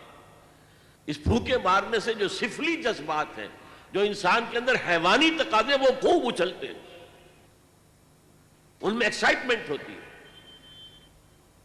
لیکن جب اللہ کا ذکر موجود ہو دل میں، شیطان بھاگ جاتا ہے. تو دل غافل نہ ہو. ذکر الہی دوام، اور اس کا میں نے ذریعے آپ کو بتا دیا. قرآن کی تلاوت سب سے بڑا ذکر، نماز سب سے جامع ذکر، اور اس کے بعد ادعیہ معصورہ اور اذکار مسنونہ، یہ دوام ذکر کا ذریعہ. ہر کام کے ساتھ آپ کپڑے پہن رہے ہیں، نئے کپڑے پہنے، دعا ہے. زندگی کا کوئی فعل، یہاں تک کہ اپنی بیوی سے ہم بستر ہو رہے ہیں تو دعا ہے. خالص حیوانی تقاضا پورا کرنے چلے، دعا ہے پہلے. یہ دوام ذکر کا ذریعہ ہے. یا ایھا الذین آمنوا لا تلھکم اموالکم ولا اولادکم عن ذکر اللہ ومن یفعل ذلک فاولئک هم الخاسرون. اور یہاں وہ آیت پھر میں آج آپ کو کوٹ کر دوں، آیت نمبر 24 سورہ توبہ کی. قل ان کان آباؤکم وابناؤکم واخوانکم وازواجکم وعشیرتکم واموال اقترفتموها وتجارۃ تخشون کسادها ومساکن ترضونها احب الیکم من اللہ ورسولہ وجہاد فی سبیلہ فتربصوا حتی یأتی اللہ بامرہ واللہ لا یہدی القوم الفاسقین. اے نبی ان سے کہہ دیجئے، اگر ہو تمہارے باپ اور تمہارے بیٹے اور تمہارے بھائی اور تمہاری بیویاں یا بیویوں کے لیے شوہر اور تمہارے رشتہ دار اقربا، یہ 5 رشتے اور 3 شکلیں مال کی، واموال اقترفتموها، وہ مال جو تم نے محنت سے کما کر جمع کیے، وتجارۃ تخشون کسادها، اور وہ کاروبار بڑی محنت سے جمایا ہے اور اس کے کساد کا، مندے کا تمہیں اندیشہ رہتا ہے، ومساکن ترضونها، اور وہ تمہارے محل یا تمہاری حویلیاں اور کوٹھیاں یا تمہارے مکان جو تمہیں بہت محبوب ہیں. اگر یہ 8 چیزیں زیادہ محبوب ہیں تمہیں اللہ سے اور اس کے رسول سے اور اللہ کے راہ میں جہاد سے، فتربصوا، جاؤ بیٹھو انتظار کرو یہاں تک کہ اللہ اپنا فیصلہ سنا دے. حتی یاتی اللہ بامرہ واللہ لا یہدی القوم الفاسقین. اللہ ایسے فاسقوں کو، ایسے ناہنجاروں کو، ایسے سرکشوں کو زبردستی ہدایت نہیں دیتا. زبردستی ہدایت دینی ہوتی تو پوری نوع انسانی کو آنے واحد میں اللہ ہدایت دے دے.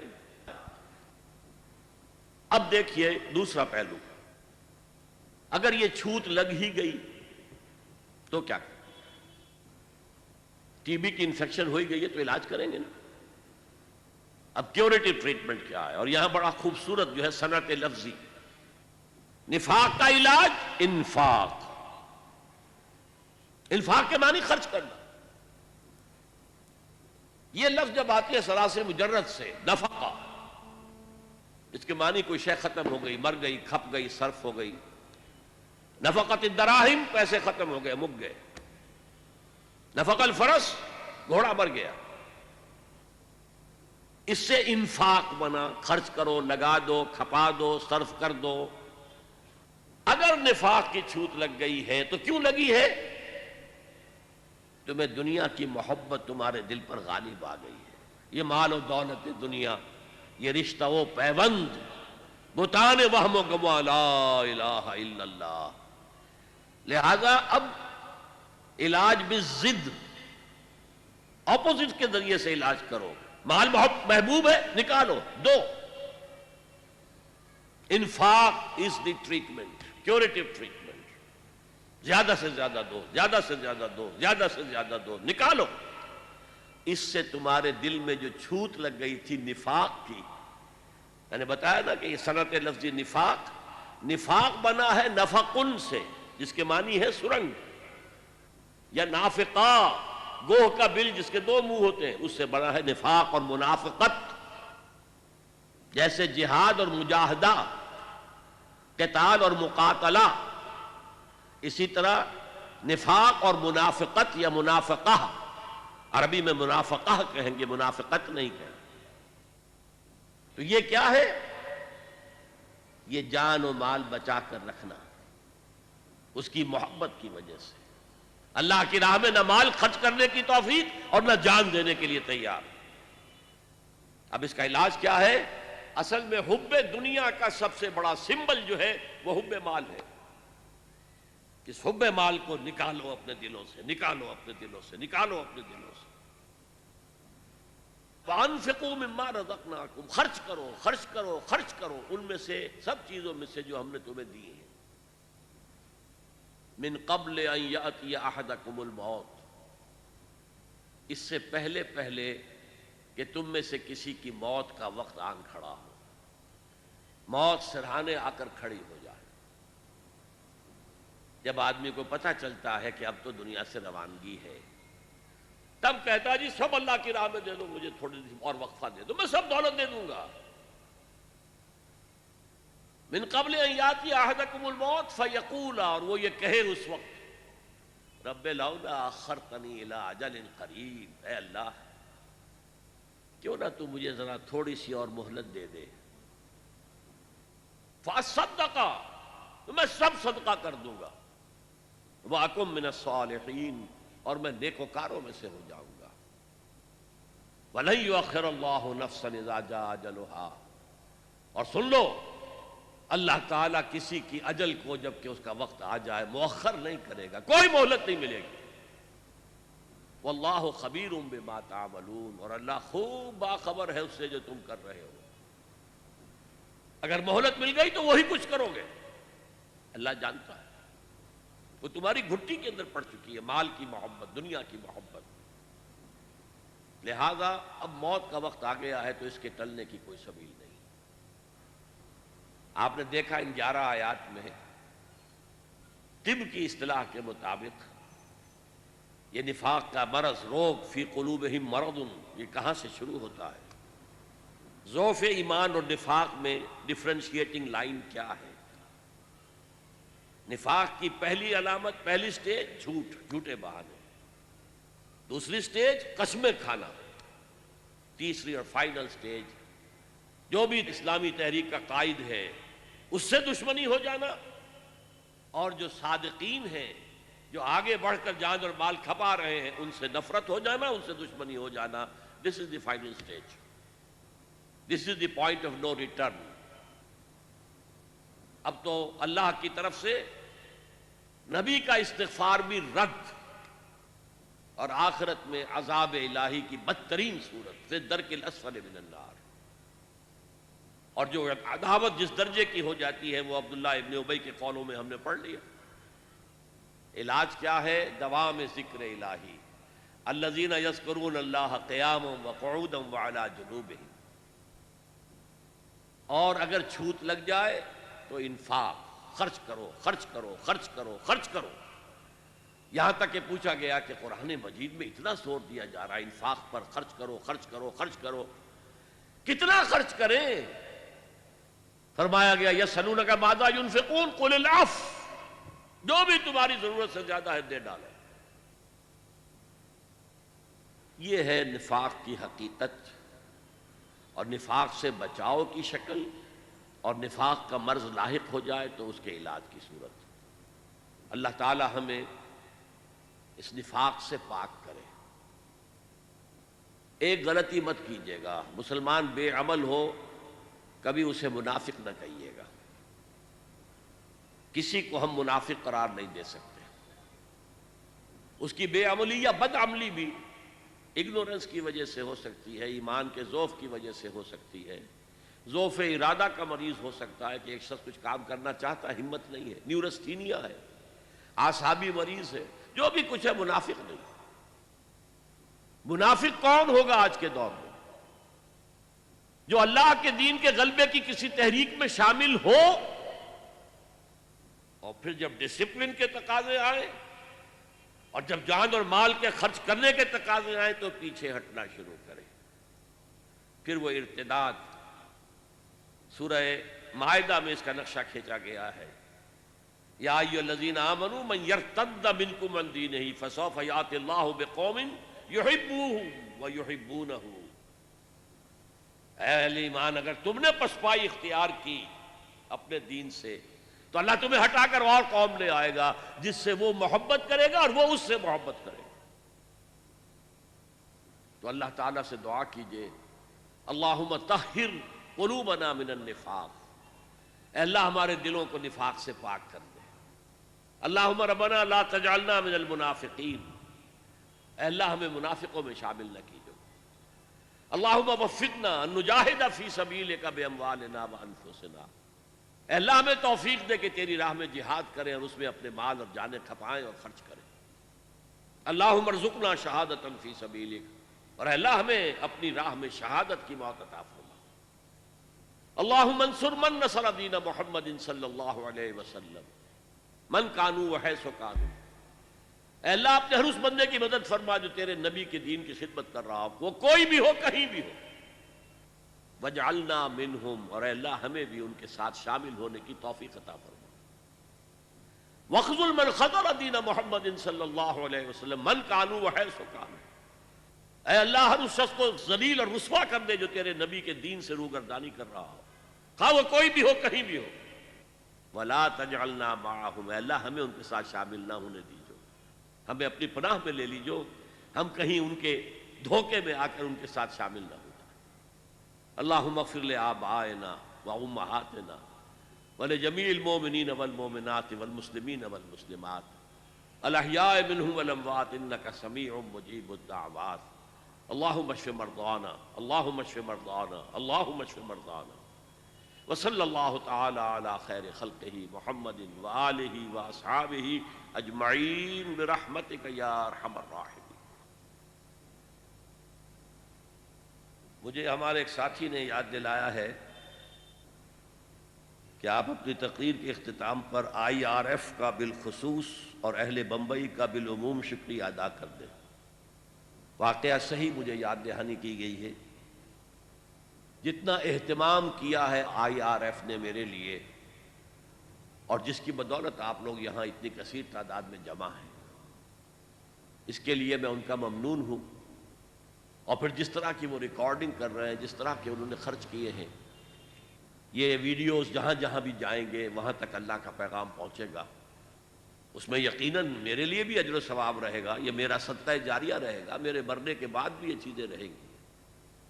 اور پھر جو لوگ یہ کام کر رہے ہیں، محنت کر رہے ہیں، پیسے خرچ کر رہے ہیں، بھاگ دوڑ کر رہے ہیں، ان کے والنٹیئرز جس طرح میں نے دیکھا ہے مصروف ہیں، ڈسپلن کے ساتھ کام کر رہے ہیں، ہر چیز بڑی منظم ہے، تو میں ان سب حضرات کے لیے اللہ سے دعا بھی کرتا ہوں اور ان سب کا شکریہ بھی ادا کرتا ہوں، اور آپ سب حضرات کا بھی شکریہ ہے۔